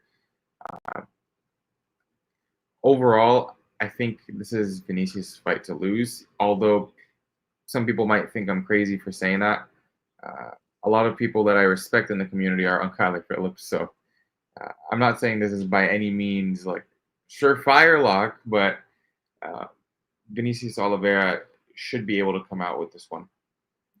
I think maybe round 1 is tight. You may be able to get a better price after round 1. So that's the way I'm looking to play it personally. I think round 1 is probably Kyler's best round here. Vinicius does start a little bit more on the slower side the first minute to 2 minutes, and then he finds his way through the striking. But I think Kyler will feel the power early and start to get a little bit more hesitant, and that's where Vinicius takes over. So for me, it's Vinicius. I think Vinicius round 3 is worth a look. Kyler is going to try and shoot on him and test the gas tank, but I don't think that's a good idea. And if he does, Vinicius could lock up the sub. So maybe a sub look is worth a shout. Maybe a fight ends by sub. I know you like to bet those, Liam. So yeah, for me, I think it's Vinicius Oliveira. And I do think Kyler Phillips, honestly, I think if he was to finish, despite Vinicius having 3 knockout losses on his record, I think it's probably more likely that he submits him, just because Kyler's very physical and assertive with his grappling early, and he uses punches to set it up. So, if he was on top, in good positions, landing, throwing hard, maybe he could get something going. I think he beat up Marcelo Rojo pretty good before he subbed him. But, again, it just seems like that's a way lower quality of opponent than somebody like Vinicius. So that's why I think Vinicius gets the job done. I think it's going to be a tough round 1 though. So probably be waiting for the first round to play out. Also wanted to say, I've heard the same that Wizz has heard. Sharp guys that I know in the community are liking the Kyler Phillips side. I must admit, I have not like Kyler Phillips just for a long time in terms of just my fandom, my whatever, no hate on the guy. I respect his game, but it's just never been a guy that I gravitate towards. So maybe that's my own personal biases, and I want to acknowledge that too. But I've always been a Vinicius Oliveira guy, and that's the way that I'm staying this week. Yeah, and if you look at the run for Kyler Phillips in his last 5, you're looking at Halle and Paiva in a loss, majority decision. By the way, ask me if I had Halle and Paiva by decision. Yeah. Oh, yeah. Skin of my teeth, baby. Yeah. Plus 500. So you're looking at a loss to Halle and Paiva no longer in with the company. A win versus Marcelo Rojo by submission, no longer with the company. Never really did anything in the UFC. Raoni Barcelos by decision, win there. Good win. Raoni Barcelos is a good fighter, but also a little bit on the older side, I'll say. But no shame. I like that win. Pedro Munoz by decision. With all due respect, Pedro Munoz has been done for a while, in my opinion. And I feel like Pedro Munoz is someone who, if you have the movement and if you have the striking to pair with the cardio, you'll win. And, Kyler Phillips, does he have the cardio? Maybe not so much, but he had the striking and the movement. And then the last speed fight, difference there is monumental. Yeah, it was crazy speed difference. He was landing and getting out of the pocket before Pedro Munoz was even firing. And then last but not least, lost to Rob Font by decision. Rob Font just too powerful, and Kyler Phillips' gas tank just not there. So that run, Rob Font is the hardest fight, and Rob Font is one of the more fragile fighters that he would have fought, and he couldn't really do much damage against him. So I think that Vinicius here is the rightful favorite. Younger guy, a little bit taller, giving up just 1 inch of reach. So interesting fight, man. I'm fired up to see that one play out. I think it's a good prelim headliner as well. We talked about, maybe the card isn't all it's cracked up to be in every spot. This is a spot, that last spot before Marvin Vettori and Brendan Allen. Those are high-level fights on the prelim. So shout out to the UFC. I'll take demerits where they're due, but I'll also give credit where it's due. All right, man. Next up, we got the main card opener here. This feels to me completely out of place. Shout out to Michael Johnson. He's been doing the damn thing a long time. I think part of the reason that the UFC is doing this is because, he knocked out Dustin Poirier before. He's kind of got that rub. And he can basically beat or lose to any man in the UFC. And on the other side, Daniel Zellhuber, kid that has had some fun wars and some fun fights, gotten some solid wins, but also dropped a couple now in the UFC. And he's looking to really establish himself like, hey, I'm for real. I'm a player. And he's been talking a lot this week. He's been saying the right things. Sounds very confident. Michael Johnson, if you guys listen to Michael Johnson's media day, he's like, I'm going to knock this fucking arrogant prick out. Basically, I was like, holy shit. Michael Johnson was going hard in the paint. But he got that USADA jacket. I want my guys to not have USADA jackets. I want my guys to be fucking spitting on the USADA jacket, with all due respect. I want these guys to be taking turbo steroids, whatever they need. You want them to be pissing hot. Exactly. I want them to thank their doctor in their post-fight interview. Simple stuff, nothing crazy. But I honestly think when I look at a guy like Mike, is he dead to rights here? Like, maybe not. He does hit hard. Daniel Zellhuber, not the most defensively responsible guy I've ever seen in my life, was getting beat up real good by Ribovic. I just think, number one, it took Ribovic throwing like an insane amount of volume to really get to him. And Ribovic can do that, right? He could press, he could fight. He's a goer. Michael Johnson is 39 years of age. And I don't think his cardio has always been the best at the best of times. And I think at this point in his career, can't really rely on it. I think he can knock guys out. I think he can wrestle guys that are dog shit wrestlers and do that. But I think, frankly, he's not going to be able to out wrestle Zellhuber. And I think if he does shoot, he will put himself into a front headlock that he cannot recover from. That's my honest opinion. And I think that if he doesn't shoot, then he has a better chance because I think he can mix it up a little bit, try and land some powerful shots. Maybe you catch him, right? It's 155-pound men. Maybe he goes down. But ultimately, I think Zellhuber better process a little bit, as well as better cardio, better execution over the 15. I think he's going to win this fight. And honestly, I think he's going to finish Michael Johnson, roll this over into UFC Noche. But Michael Johnson goes out there and fights hard, man. Like, you could point out guys on his resume that like he should have definitely beat and he lost to. But then you could also point out like this guy should have knocked out Michael Johnson in the first frame, and Michael Johnson left him a corpse, and you're just like, huh? But that's Michael Johnson for you. He is an anomaly as MMA fighters go. He's been a passion project of Henry Hooft for like 20 years now. So Michael Johnson can still swing leather and do the damn thing. He's just a little bit slower. He can't take the shots the same. And honestly, I think Zellhuber is going to choke him. So I think Zellhuber wins this fight. And the other thing I'll mention as I kick it to Wizz, Zellhuber, one of the only guys you'll see on their professional ledger with a calf slicer victory. He rolled into a beautiful calf slicer back on the regional scene. Kid's got pretty good grappling. He's never proven he can knock somebody out at the UFC level, but he's proven he can submit him at the UFC level. Joined Charles Oliveira and Gilbert Burns and like a handful. I think maybe I'm thinking of one person I'm forgetting, but Yagos hasn't been submitted much. And the guys that did it are all like BJJ world champions and Daniel Zellhuber. So let's take that for whatever it's worth. Oh, Wiz, what do you think about this one, my breakdown is very quick. I don't really have too much of an opinion. I think Daniel Zellhuber is the rightful favorite. I think he's going to win by submission here. Would I parlay him? Nope. Am I betting anything on this fight? Nope. I think this fight is maybe one that could end in disappointment if this drags out for 3 rounds, because Michael Johnson in a 3-round striking fight, it could be very freaking entertaining and fireworks.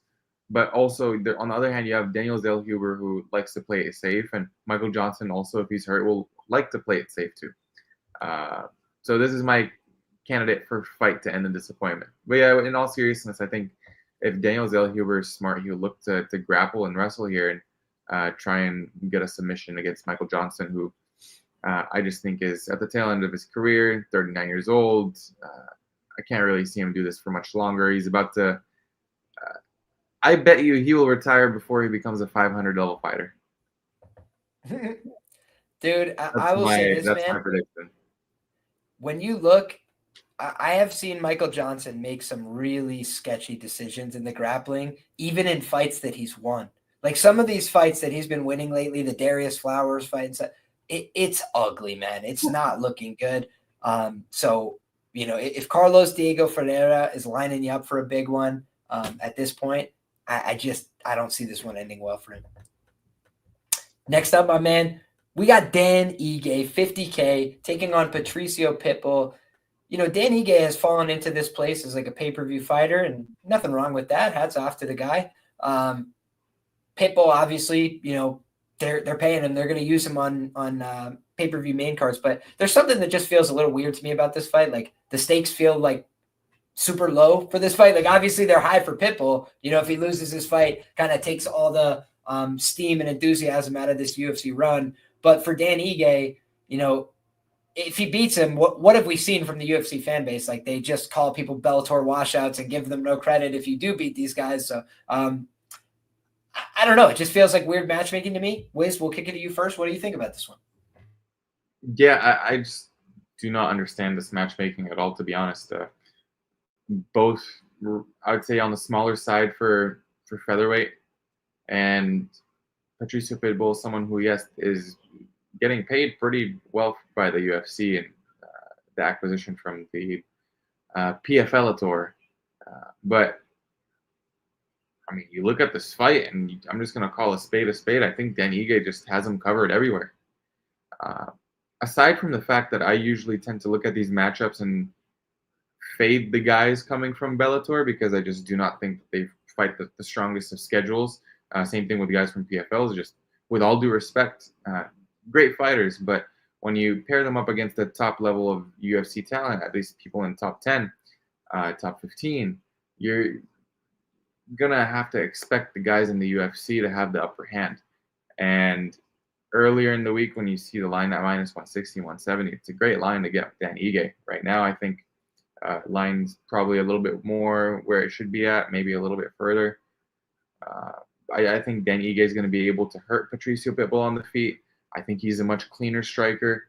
I don't think Pitbull is going to have the power to really scare Dan Ige, or at least make him respect the movement from Pitbull, because I think Dan Ige is going to have him backing down the whole fight. And then in the wrestling, if Dan Ige wants to wrestle, he can wrestle. I just think that Pitbull maybe is even shorter than 5'6". I think he may be closer to 5'5" in all reality. Just one of the smaller guys out there, and just never really the biggest fan of his style. Towards the tail end of his career, too, you guys taken a lot of damage. For all those reasons, I think it's Dan Ige. I think it's Dan Ige by KO. Fairly confidently, I'd say. What about you, Liam? I thought that that Pitbull was going to at least compete with Yair, and the reason I felt that way is because I've always thought if you know how to wrestle, if you know how to grapple, you could beat Yair, and like a lot of guys don't know how to wrestle and grapple at a super high level. I mean, go back and look at Max Holloway, who's known for being a striker, like simply known for that. He was like, yeah, fuck this. I'm taking this guy down. He can't stop me. And he just took him down, and were they like great, sophisticated takedowns? He was like, get over here. He just like grabbed a hold of him, threw him to the ground. That's kind of been the story of Yair, I think Ilya used to call him a rag because you could just throw him around. And not to be, I can't call him that, but I'm just saying that's what his contemporaries were saying about him. It's like, this guy's so easy to throw around. And Pitbull didn't really wrestle or grapple very much, and didn't have a ton of success either trying. So not loving that, not loving the age. We talk about it all the time on this show. You're over 38, your likelihood of getting knocked out skyrockets. And, Pitbull's been knocked out before. Pitbull's been hurt before. He was hurt last fight multiple times. Yair finishing instincts maybe weren't on point on that night. I certainly didn't think so. But yeah, he had him hurt and he couldn't get him out of there. The thing that I would say, you had mentioned covers him everywhere. The one thing I would say is, like, if you said this is a jiu-jitsu match, like these guys are meeting on a jiu-jitsu mat, I think Patricio Pitbull would kind of school him up, even though they're both good grapplers. Like if you've seen the very best grapplers Dan Igue's gone against, I think of, Korean Zombie comes to mind. He kind of took his back and did what he wanted to, like did his thing. There's levels to being a black belt, and I do think Dan Ige is an MMA black belt. He's solid. I just don't think he's quite on the level. Like there's a reason he's not submitting guys. Like Patricio has submitted quality guys. But on the other side, it's like, if you're not going to go out there and push wrestling and grappling proactively, I know that Dan Ige is not a horrible mark of a wrestler. He can wrestle a little bit. He can scramble a little bit. He's not going to just give it to you. And when you look at, what he has to offer on the feet, he hits very hard. He's the much bigger guy in this fight. He can box pretty well. And that's a lot of what Pitbull does, So, like, I could see a few paths for Pitbull winning this fight, which would be like, I took him down twice, got some back body triangles, and just relied on fucking vet savvy and a strong will to win. I held on to this guy for dear life, and I did it. Like, I could see him winning a close decision that way, or I could see him winning a low volume, tepid striking-based decision where he kind of just, like, draws out some counters from Dan and lands. But that's very thin marginal win equity. It's not like, I could see this, like, super clear path for him. And against Yair, I thought he could submit him.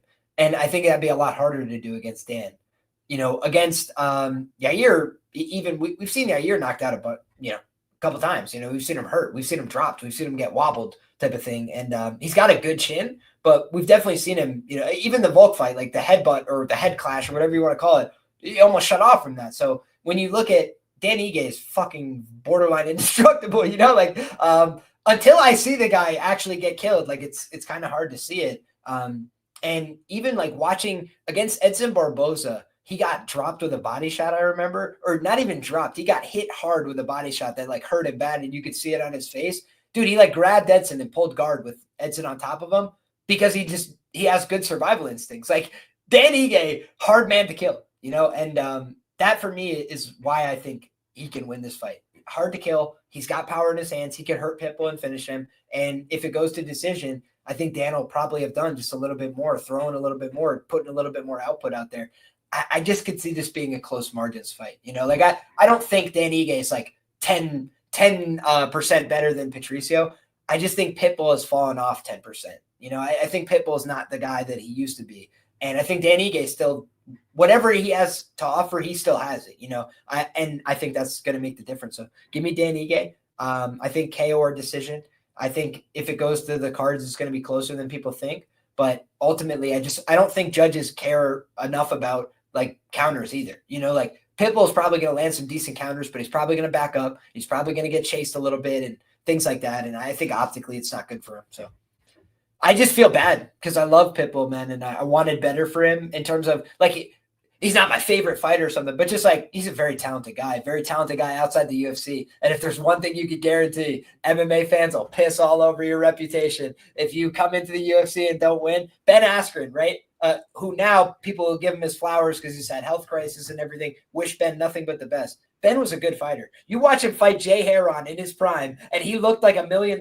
He looked like a great athlete. Then they see hip replacement Ben in the UFC, and they judge him like he never could fight. And I'm just like, fuck you guys. You guys don't watch the footage. But in any case, that's the thing about this fight where it's like, watch the footage. Patricio Pitbull is a fucking dog at his best. But now he's getting hurt by Jeremy Kennedy. Now he's getting knocked out by guys you've never heard of in Ryzen. Now he's getting beat by Yair Rodriguez and not looking super competitive. And for me, ship's kind of sailed. So it's just quite unfortunate. It's quite unfortunate that he got to the UFC at such a late age, at 38. Dude, even my guy Patchy, when you see how the UFC match makes, you understand what they're doing. They don't want guys to look good. They don't want any free wins. They don't want it to be easy. Like, you got to go out there and earn it. And even if we look in hindsight, what do you think a reline of Michael Chandler and Dan Hooker would be? Because now one of them's ranked in the top 5 and one of them is on the outside looking in. And it's like they lined him up with Dan Hooker. Dan got knocked out for the first time in his career and then hasn't been put in that same position since. So you just look at Dan Hooker and you say, what was the UFC trying to do there? It doesn't always work out, but they were probably trying to get him spilt. Dan Hooker, your favorite fighter's favorite fighter. Damn right. And cash that plus 300 against Gamrot. He's a legend forever for that. But next up, when you've got a fight week and you got Kevin Holland, call Big Mouth. Done very well betting Kevin Holland fights. And I can't say with certainty what will happen this time, but what I will say is that my dollars are where my mouth is. The free bet of the week, Kevin Holland inside the distance. I think he's the better fighter. I think he's the faster fighter. I think he's the more dangerous fighter with the hands. I think he's the better submission grappler by a wide margin. Frankly, watching back that Neil Magny performance, not good enough for me in the grappling perspective. Basically, Neil Magny decided I'm going to fight hard in the third round, and Daniel Rodriguez didn't want any part of that. And I think he kind of got found out in that one that when the going gets real tough in the third round and you bite down and chase after him, he doesn't want that. So I think Kevin has the ability to do that at 170. He has to be much more disciplined to make the weight, to show up in shape. And I think it makes a difference. He went to a split decision with the current champion of this weight class. I think Daniel Rodriguez would have gotten spilt. I think he would have gotten sent out of the octagon in a stretcher in that one. And it's no disrespect. I think he's a very good fighter, but there's levels to the game. And this guy, I remember him getting hurt by Dwight Grant. And I remember him going to, a decision and losing a bag fumble as a minus 300 against Nicholas Dalby. I was there for those. And I think that his days as a prospect he wasn't really a prospect. He's just a good fighter, solid guy who can go out there and give you minutes, guy who can go out there, fight a guy in the top 10 to 15. I think Kevin Holland at his best is a good fighter, a welterweight contender. Is he going to be a champion? No. He'll tell you himself, I'm a prize fighter. I'd rather get the money. I'd rather fight the easy guys. He says, give me an easy guy. They said, here's your next opponent, Daniel Rodriguez. That's not to say Daniel's not a good fighter. It's to say levels matter. And Daniel's been fighting guys like Alex Morono, who's old, like Santiago Ponzinibbio, who's washed. And on the other side, Kevin Holland has been fighting killers at 170 and 185 for the most part. And when he fights somebody that does not fit that bill, and when he fights somebody that's not a big physical grappler who could dominate him and tell him where he's going to have the fight take place, Kevin normally is doing big damage on the feet. He's fucking guys up with his hands, and he can submit them. So I see this as a disaster of a fight for Daniel Rodriguez. With all due respect, I think Kevin Holland is going to finish him. So what do you think about this one, Wiz? Cannot speak on this fight one bit.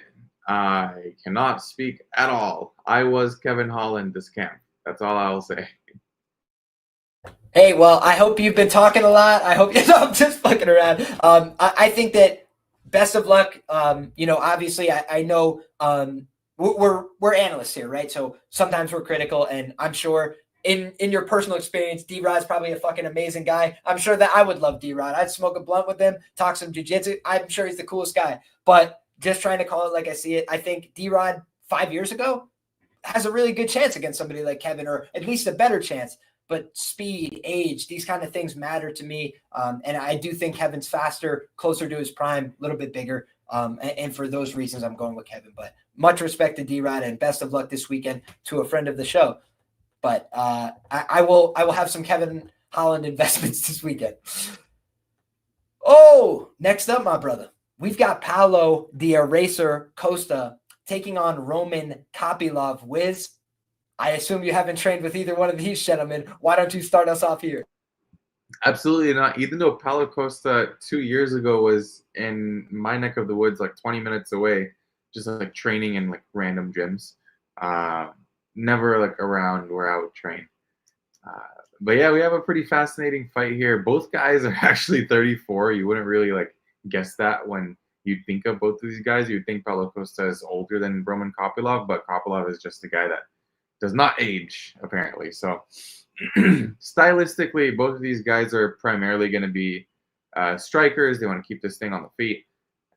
Paulo Costa, early on in his career, known for the devastating knockout power and just the gladiator-like spirit going out there. Does not really like feel the punches, doesn't feel the pressure. Very durable. A mark on his career is that he never finished Luke Rockhold in that fight. I'm not sure if there were reports that he hurt his hand in the first round or something like that, but could be wrong. But I think that's a mark on his career. He should have finished 42-year-old Luke Rockhold. Kopylov, we know what he likes to do on the feet. He loves that body kick, and he will blast that thing over and over and over again. And I think that's going to be something that will land against Paulo Costa, because Paulo Costa really leaves his body wide open for it to be kicked. And I think that's going to be able to zap his cardio. But outside of that, I personally don't really see where Kopylov and Costa are not having a close fight. I think the body kicks are definitely something that will separate a little bit, and that's it. I think Costa can outstrike Kopylov. I think Kopylov can outstrike Costa. It just depends on who comes out and has the better game plan, in my opinion. I think Costa is going to be in his face a little bit more, and Kopylov is going to struggle with finding his range early on because Costa is a pressure fighter.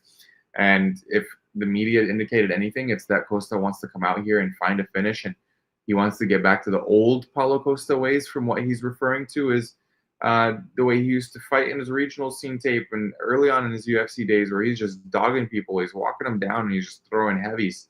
And with that comes with consequences. You can either get the knockout or you can get knocked out. And I think the best way to approach this fight is the unders.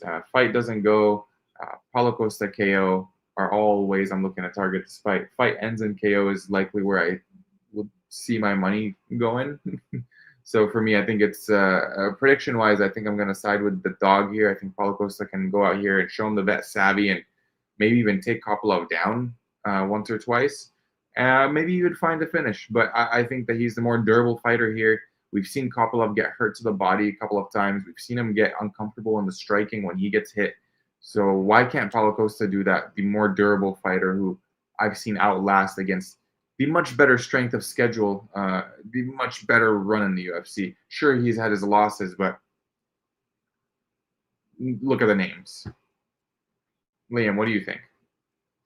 Let's give some context here, my brother, as well. I've heard a lot of people give him so much grief for this Luke Rockhold fight.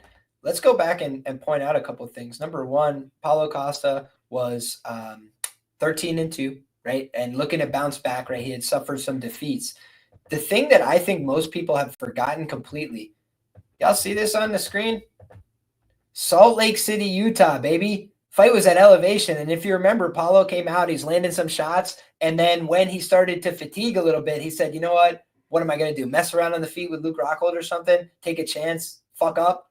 He just takes him to the ground, controls him for more than 5 minutes. So I think that when you look back, it was actually a mature, responsible performance from Paulo Costa. Probably not something that I will be saying in all of his breakdowns. But when I look at Paulo, he had his moment against Whitaker with the big spinning kick. Against Sean Strickland, he was kind of just one step behind all night. It wasn't like he was 10 steps behind all night. He was just one step behind all night, couldn't keep up quite with the volume. And we know Sean is basically a volume merchant. He'll go out there for 5 rounds, touch, throw the jab, throw the teep, come forward, throw a leg kick. Not a lot of great sophistication, but consistent applied pressure, knowing how to defend and knowing how to put pressure on guys for the full 25. When you look at a guy like Roman Kopylov, I don't think it's a surprise that he hasn't had a lot of 5-round experience. When you look at his style, it doesn't seem like it's built necessarily to fight hard for 5 rounds. I think that he's a guy that throws out a lot of offense. He throws out a lot of energy-consuming offense, and that offense can be effective at times. I think that we've also seen Roman Kopylov at times look human in the striking, where guys are touching him, guys are landing on him, guys are having their own degree of success. I mean, Chris Curtis put up well over 100 significant strikes when he fought Roman Kopylov. There were some low blows. Kopylov able to catch his breath, get a little bit of air back, and then, he comes out and does his thing in the 3rd round. Hats off to him. I mean, he's clearly a very talented fighter. I think Roman Kopylov is a seriously talented striker in particular. But when you look back at some of these other fights, let's go through and examine the record really quick of a guy like Roman Kopylov, because I think it's important. So if we look at Roman Kopylov, his best UFC win, in my opinion, is Chris Curtis, right?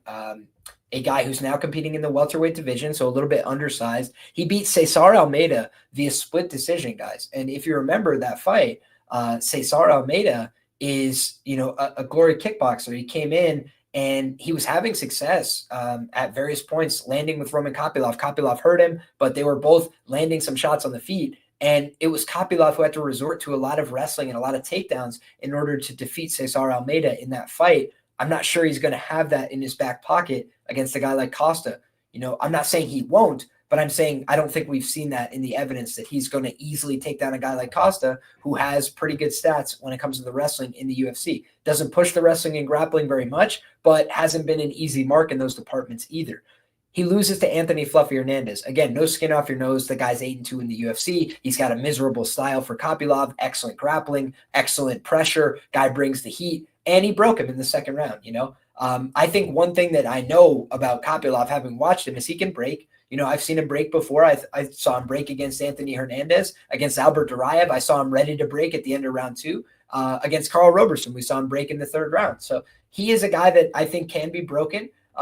However, when we talk about his wins, guys, again, Punahele Soriano, another one of his contenders for best win. It's either Chris Curtis or Punahele Soriano, two guys with a winning record. Josh Fremd is 2-4 in the UFC. Guys on the struggle bus. Claudio Ribeiro, no longer with the promotion, on the struggle bus. Alessio Di Chirico, when's the last time you heard something from him? You know, it's just not a great win list. So Paulo gets a lot of grief because he goes out there and loses to UFC champions in 3 of his last 4 losses. And the other loss was to Marvin Vettori, where he basically accepted the fight up a weight, knowing he couldn't make it. And so they went out there and had a banger at light heavyweight, and Marvin got the better of him 3-2. You know, it's like they had a fight. So I just look at this and say, like, who among these would Paulo Costa not be favored to defeat?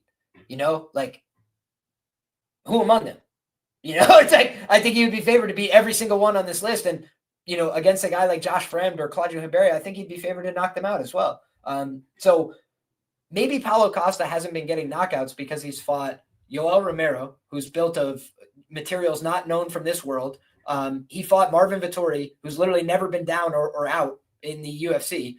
He fought freaking champion. It's like, again, the only guy he's supposed to knock out on that run is Luke Rockhold. And he beat Luke Rockhold, bloodied him up, had him looking disgusting, won a clean decision, but kind of gassed at elevation. And then we've seen him fight 5 rounds with pace. So I just don't think that I'm like ready to sell Costa down the river. He's got more personality. He's a way bigger star for the UFC. Kopylov is a good fighter. That's about what he's worth to the promotion. He's maybe one of the better Russian fighters that they have, you know, going in this weight class. Again, like, it's not like he has nothing going for him.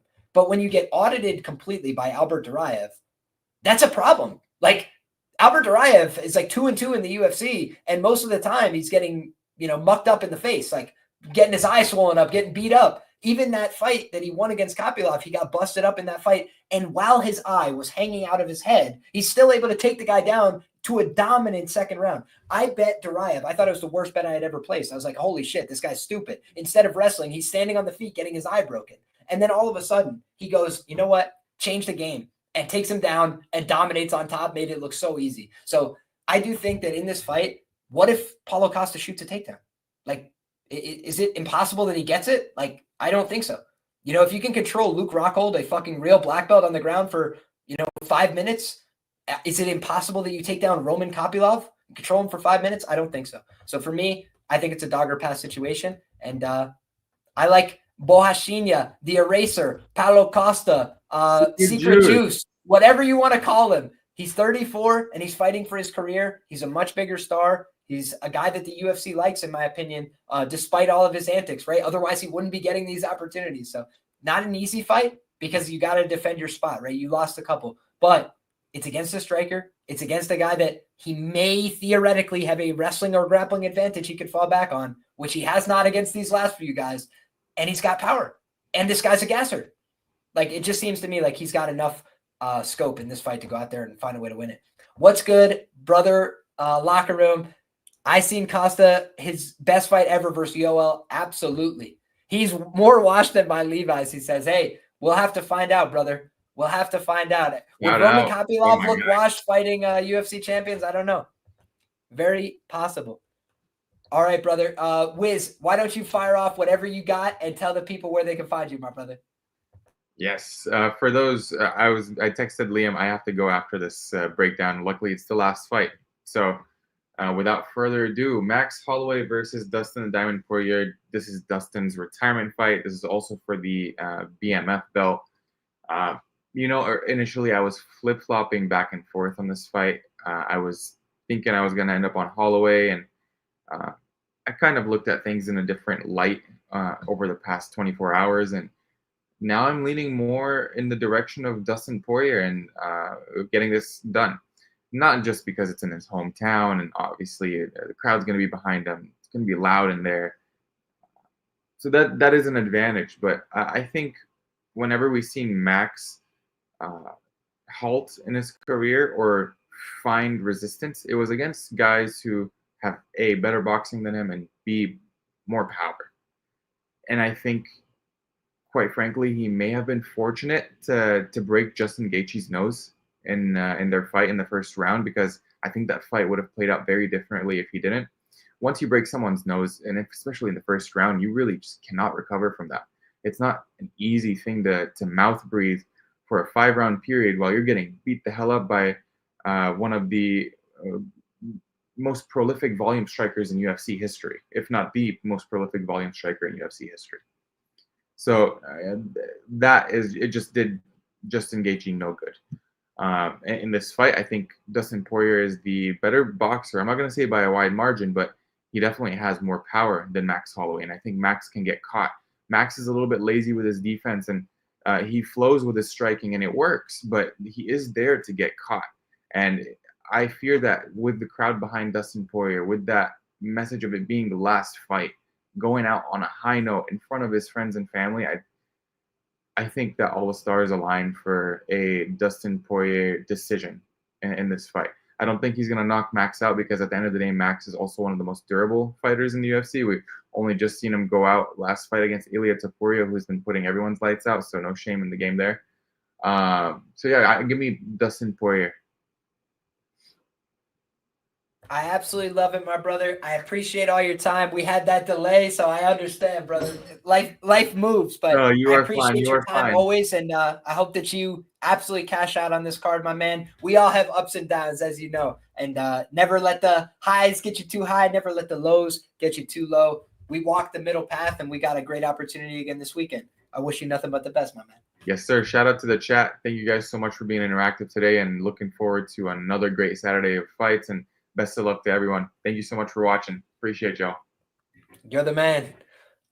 Leave a like for Brother Wizz if you'd be so kind, and I will give you my thoughts here on the main event of the evening. Guys, I will come in and just acknowledge that, number one, I don't really like betting on fights where I change my mind. And this is a fight where I do feel like, as I've thought about it more and more, my mind has been slowly changing over time. When I look at these two guys, one thing I'll note off the rip, a BMF title fight has yet to see the judges' scorecards. There's been 3 of them. This is, 2 very violent fighters. Max Holloway has finally been starting to put guys away in the more recent portion of his career, getting a little bit more dangerous with the hands, turning up on guys with the pressure, looking for that finish until the final bell with a guy like Justin Gaethje. But even the Korean Zombie, he was getting pretty, exchange heavy with that guy, looking to put him down, looking to chase him down. Dustin Poirier, we know what he's made of. Kill or be killed. He's a guy that goes out there, looks to put people down with the hands, has proven knockout power, certified, any level, any weight class, any way you want to do it. And when you watch back the second fight that he had with Max Holloway, it's a minor miracle that Max didn't get stopped in that fight. It took Max being very tough, being very smart, being very savvy, having a good and responsible referee who knew what they were watching. Max was moving, rolling, keeping it going, answering with shots. But he got hurt so many times in that fight, guys. It's remarkable. Like maybe 7 or 8 times in the first 2 rounds, he was like getting wobbled, and the announcers were like, holy shit. And then he would recompose himself. Like Max's ability to recompose himself is incredible. The guy has fantastic cardio. And when you see guys recover from getting hurt, it is normally guys with exceptionally good cardio. And Max Holloway has some of the very best cardio that you can imagine in the UFC. He's put up historically great output. So those are all major ticks on the Max Holloway boxes. But on the other side, Dustin Poirier looks to be in incredible shape, despite this being a retirement fight. The guy shows up hard, fights hard, puts it all out there in every fight that we see from the guy. And he's got very hard power in his hands. He has a ground game that is not laughable, right? It's not an easy, I'll just go out there and take this guy down and rough him up. Only the best guys can do that. Only the best guys can take him down and dominate him on the mat. So I think that this is a difficult fight for both men. You know, on the one hand, guys, Max Holloway's motivation will be extremely high here because number one, his career is moving forward. Number two, he's coming off of a loss that's going to eat at him. Number three, he's lost to this guy twice before. He's going to want to get that back. But just like there's, you know, the hunger and the motivation and those good positive things, there's also, you know, the doubts that creep in. Even if you're a high level guy, even if you're an elite fighter, you know, can I beat this guy? You know, can I beat this guy? I know that Dustin Poirier has no doubt in his mind. He could beat Max Holloway. He's done it once. He's done it twice. He submitted him. He knows he can be finished. He's seen him get knocked out his last fight. He knows that this man is mortal. He can hurt him. He can put hands on him. He can finish him and put him down. It's that simple. Dustin Poirier can do it to anybody. He had Islam, you know, respecting his power and his striking. Islam was the better fighter. Islam found a way to break him down the stretch. I think the difference between, you know, Dustin Poirier in his absolute prime and Dustin Poirier today is that now in those real absolute gut check moments, it's harder for Dustin Poirier to answer that bell because he's got more miles on it, because his brain is telling him like, bro, you don't need to do this, right? Against Justin Gaethje the first time, they went to absolute war. And the second time, he just couldn't take the same shots. You know, he beat up Gaethje that first time, but he took a licking to do it. And he just wasn't able to take the same shots when they went again. And I think now, you know, they both got one over each other. They're going to leave it at that. You look at this fight, man, Max Holloway wants to get one back. But in order to do that, he's going to have to walk into the pocket with this guy who he knows can hurt him, who he knows can rock him, who he knows can submit him, who he knows can win, you know, period, point blank. So, man, it's a really hard fight for Max. And you're being asked to pay the privilege, right? Like, again, I get all the reasons why. You don't have to convince me that he's got the better cardio and the better output. You know, you don't have to convince me that, you know, Max Holloway, he's got a future with the company and Dustin's riding off into the sunset. But my initial feeling when this fight was announced, I was like, it's going to be an easy Max fight. You know, Max is getting better, which I do also believe is true. I think if you were to make the most credible case for Max in this fight, it's to say Max is getting better and Dustin is inevitably getting worse. I think that's a fair argument for why you would take the Max Holloway side here. But Dustin Poirier has fallen short in a number of lightweight title opportunities. He was able to win the interim title fight, but he was not able to win when he fought for the full UFC title on 3 separate occasions. He fought Khabib Nurmagomedov, brutal matchup. He fought Charles Oliveira, not a great matchup for him. And he fought Islam Makhachev, all bad matchups for him. And I do think it's interesting that the UFC is going back to Louisiana, which they have not done in a long time. They are headlining a card with a non-title fight, a non-traditional headliner, right? Obviously a title fight in terms of BMF, but not a title fight in terms of UFC divisional weight class hierarchy and architecture. And they're basically giving Dustin one last opportunity to win a belt and ride off into the sunset, you know? And now it's on Dustin if he can go out there and capitalize, if he can go out there and beat a guy he's beaten before. But from a promotional standpoint, the UFC absolutely booked this fight for Dustin Poirier. You know, but Max Holloway, they're in a no-lose situation, understand? Because Max Holloway, if he was to lose here, hey, Dustin's got my number, you know, but he's retired and I'm going to rebuild myself in the lightweight division. I'm going to prove to you guys I'm a contender. No problem. I think we would all give Max another opportunity with open arms, right? Still 33 years of age, you know, you lose 2 against 2, you know, very elite level fighters. Hey, we chalk that up to the game and we give Max another opportunity at lightweight. That's fine. Whereas, you know, this is Dustin's last dance, right? And so the UFC isn't a no-lose situation. They can either say, hey, Dustin Poirier, we sent you off perfectly. Look at this beautiful retirement that we crafted for you. We got you that belt that you deserved. You got 3 wins over Max Holloway. You're an undeniable Hall of Fame legend. And he rides off into the sunset. That's a beautiful moment. If, on the other hand, Max Holloway sends him to hell, beats him, whatever he does, gets his hand raised via decision, however you want to imagine it. If Max Holloway gets his hand raised, then he gets all the shine. He gets all the build, and Dustin Poirier still gets all the adulation from the crowd. They still send him off with a smile. Like the UFC is just in a no-lose position, I feel, with this matchmaking.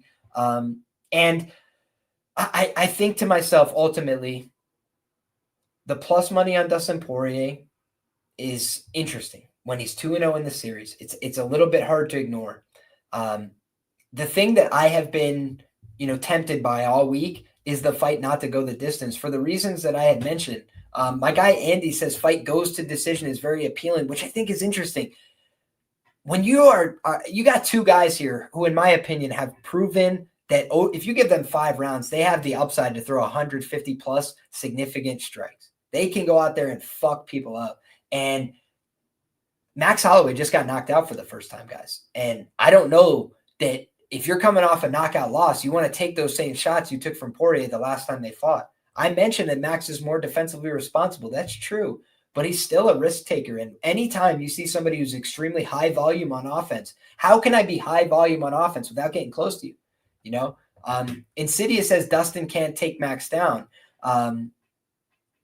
He did take Max down once before. I will note that. I think it would be harder for him to take Max down in this day and age because Max has gotten better with his takedown defense and with his wrestling. I will also note that Dustin did shoot himself into a guillotine against Max Holloway before. Max Holloway's working on the front headlock series.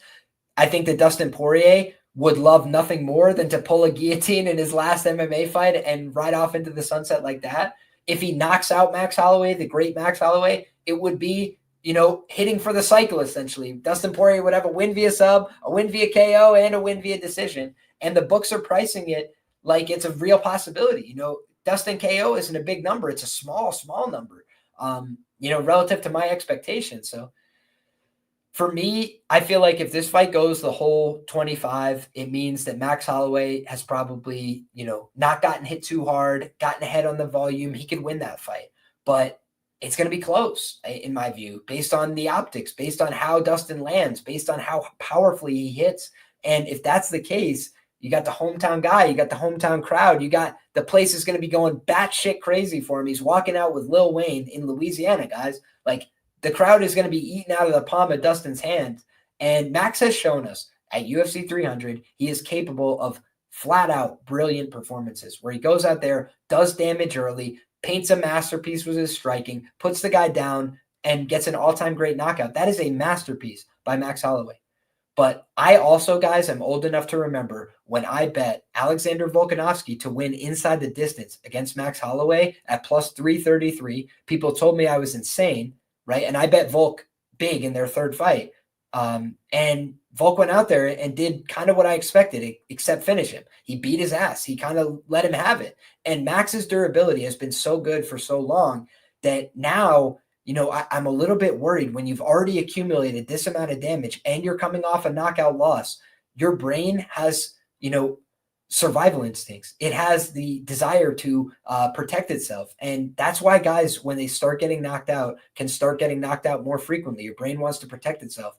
I've worried about Max Holloway's brain health, for a little while. He had the weird interviews. He's had weird moments, where he's slurring speech and these kind of things. And, he's cut a lot of weight in his life. He's been hit in the head 1 million times since he was a kid. And he's always in violent wars, and that can just come back to cost you later on in a career. So I know that Dustin can hurt him. I know that Max could land big shots and tire him out. I know that Max is getting better. I know that Dustin Poirier really wants it. Like, I just feel like this is a fight where you're giving me plus money on the fight to end ITD. This is a BMF title fight. They'd have to go out there and put on a 5-round war to justify going to decision here, right? And it's possible. But if you're having a war, if you're going to beat each other up, you're going to go crazy and swing on each other. It's plus 115 to end inside the distance. Like, both these guys have been finished before. It's not like they're invincible. It's not like they're impossible to kill. They're both kill guys, and they're both guys that have been killed. It's not easy to kill either one of them, but they've both been finished more than one occasion. So my guy Nunya says the shadow realm is imminent. Someone is doing the long walk. I'm guessing a long walk down a short pier, Nunya. I appreciate that. Phil says Dustin has split decision guarantee in his hometown if it goes that way. Pimp says Dustin sub is worth a stab at plus 1,200. All interesting stuff, guys. I will say this. I like violence in principle. I like late finishes for either guy in principle. And fundamentally, you know, if the ends by sub is like over 10-1 or something, I don't hate it. I just think it's hard to imagine these guys submitting each other in a BMF title fight. But my guy Moy said that Holloway sub. I do think that both guys are willing grapplers. We saw it even in their last fight. Dustin was willing to shoot takedowns and grapple. Max Holloway was willing to look for the front headlock chokes. And I would say that both guys have become, you know, increasingly willing to mix in the grappling. So Moy says fairy tale ending never. The last guy that I can remember getting one was ATT Robbie. Just never forget, you know. Although I think Robbie's now at Killcliff for whatever it's worth. But guys, we have done the whole card. I've given my thoughts on each and every one of these fights. I will, you know, really quickly. In fact, why don't we do this? We'll go rapid fire mode and just I'll run through all my quick thoughts here. So let's start with the bottom, work our way up to the top. Carli, Judice, and Caliari. I think it's a fight where the fight not to go the distance is interesting to me. Judice 2 and 3 is interesting to me. Caliari by sub, I think, is most of her win equity. Next up, we got Bruno Ferreira and Jackson McVey. I think that Bruno Ferreira is a big hitter, a good judo player. He's solid. I just don't think that he's a good enough guy to trust at minus 550. He fights like an absolute madman. Jackson McVey is basically an unknown quantity. He's not very proven at this level, but he's a huge man. He does hit hard via the tape, and he does seem like he has a very aggro grappling style. So seeing Bruno Ferreira death gas against Abus Magomedov, seeing him get knocked out by a big man in Nursultan Ruziboev, both of those things give me a little bit of pause. He's a way more proven UFC guy, but when you're laying huge favorite price tags, you could get caught speeding. Ryan Spann, I think, is like a non-entity for me from a betting standpoint. The guy is either a first-round fighter or bust, as far as I'm concerned, at this level. I think that Lukasz Brzeski is no good, but he's a potential live entry target after one round if Ryan Spann is in cardiac arrest, like I expect him to be. Jimmy Crute, I think, should absolutely smash Marcin Prachnio. If he doesn't, he's got to consider retirement here. I think Jimmy Crute probably via sub or TKO on the ground in the first 2 rounds, let's say. And if he doesn't get it, I think there's a chance he bag fumbles. Jimmy Crute, known bag fumbler. Maybe if you want to invest in the draw at 80-1, hope he 10-8s him and then gets a point kickbox for the next 2 rounds. I don't hate that look, but ultimately, I think Jim Crute should get it done. I think that Islam Dulatov finishes in the first round. Have that Adam Fugitt ticket loaded up for your live entries after one, because Dulatov fights like he's got something burning. But I think Dulatov should get the job done more often than not. He's just a more dangerous fighter. He comes out with piss and vinegar, throwing everything at you. And Fugitt's a little bit older, been dealing with some injuries, went to a close split decision with a guy in Quinlan who I don't think's on the level. So ultimately, I think Dulatov's probably going to do him badly here, probably a first-round club and sub. I think Ateba Gautier is the more physical, dynamic fighter. I think he's going to beat Robert Valentin and probably knock him out in brutal fashion. I will just note that Robert Valentin's going to try and mix it up with him. Not afraid to mix it up on the feet. A guy that can mix it up in the grappling as well. I think he's the more potent grappler of the two. But Ateba Gautier is a physical freak, and I really just wouldn't be surprised if he's able to dominate physically against Robert Valentin. So I'll pick him to get the win. But again, another huge favorite price tag. You don't want to get caught speeding in a guy's, 9th professional fight. Francisco Prado, I think gets the win, but extremely competitive fight as I see it. Both guys super unproven. I just like the ATT, the 23 years old, the getting an inside trip on Jake Matthews that indicates he could be able to wrestle here. I think all of that is positive signs for Francisco Prado that he could have a good performance. But on the other side, Nicolle Veretennikov, fighting for his UFC life, I would imagine in this one, got punked out really bad by Austin Vanderford, a big man. Now he's fighting a former 155er. If he can't win this one, he's probably just not going to have it at the UFC level, unfortunately. Next up, we got Vettori and Allen. I think it's a competitive middleweight fight, but I think Vettori is being slept on.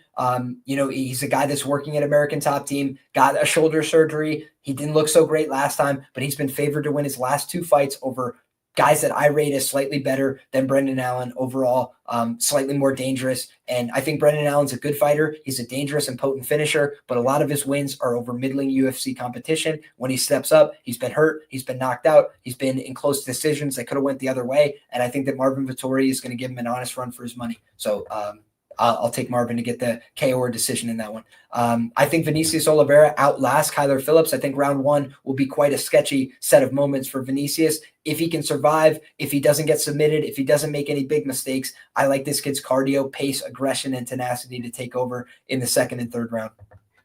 I think that Daniel Zellhuber is going to put Michael Johnson in the washing machine. I think he's going to spin cycle him with an anaconda choke or a Darce choke. I do think that Michael Johnson has been a career mark to the submission. He's been a mark to the submission in the UFC, and Daniel Zellhuber is an underrated submission threat.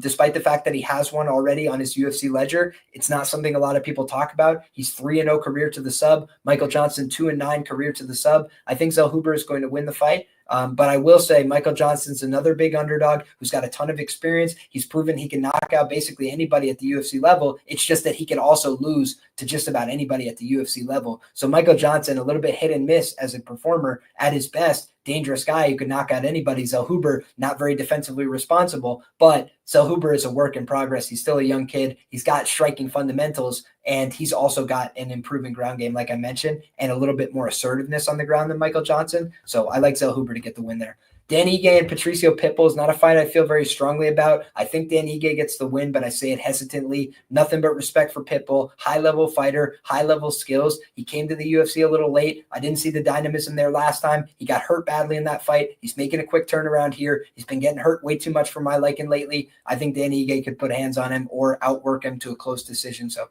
ultimately, I'll side with Dan Ige.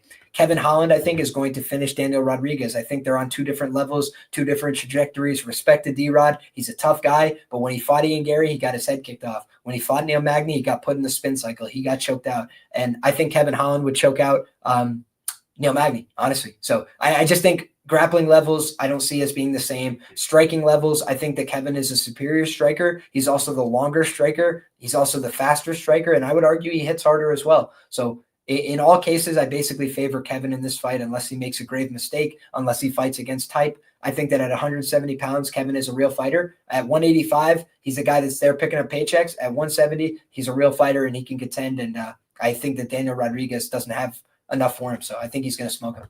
Paulo Costa and Roman Kopylov, another fight with some unknowns here, with some question marks, but I'm leaning with the underdog Paulo Costa to dig this one out. He's a guy that's been fighting up in talent since he got to the UFC. The guy got here with very little experience. He's been learning on the job. Now he's in a must-win situation. He's 34 years of age. He's taken on another 34-year-old who's never been in the same fires that he's been in. Paulo Costa's been fighting champ after champ after champ. Roman Kopylov's been fighting jobber after jobber after jobber. He finally stepped up in competition. He's been hit and miss in those fights. He's 3-1 against opponents with a winning record in the UFC. He got finished by,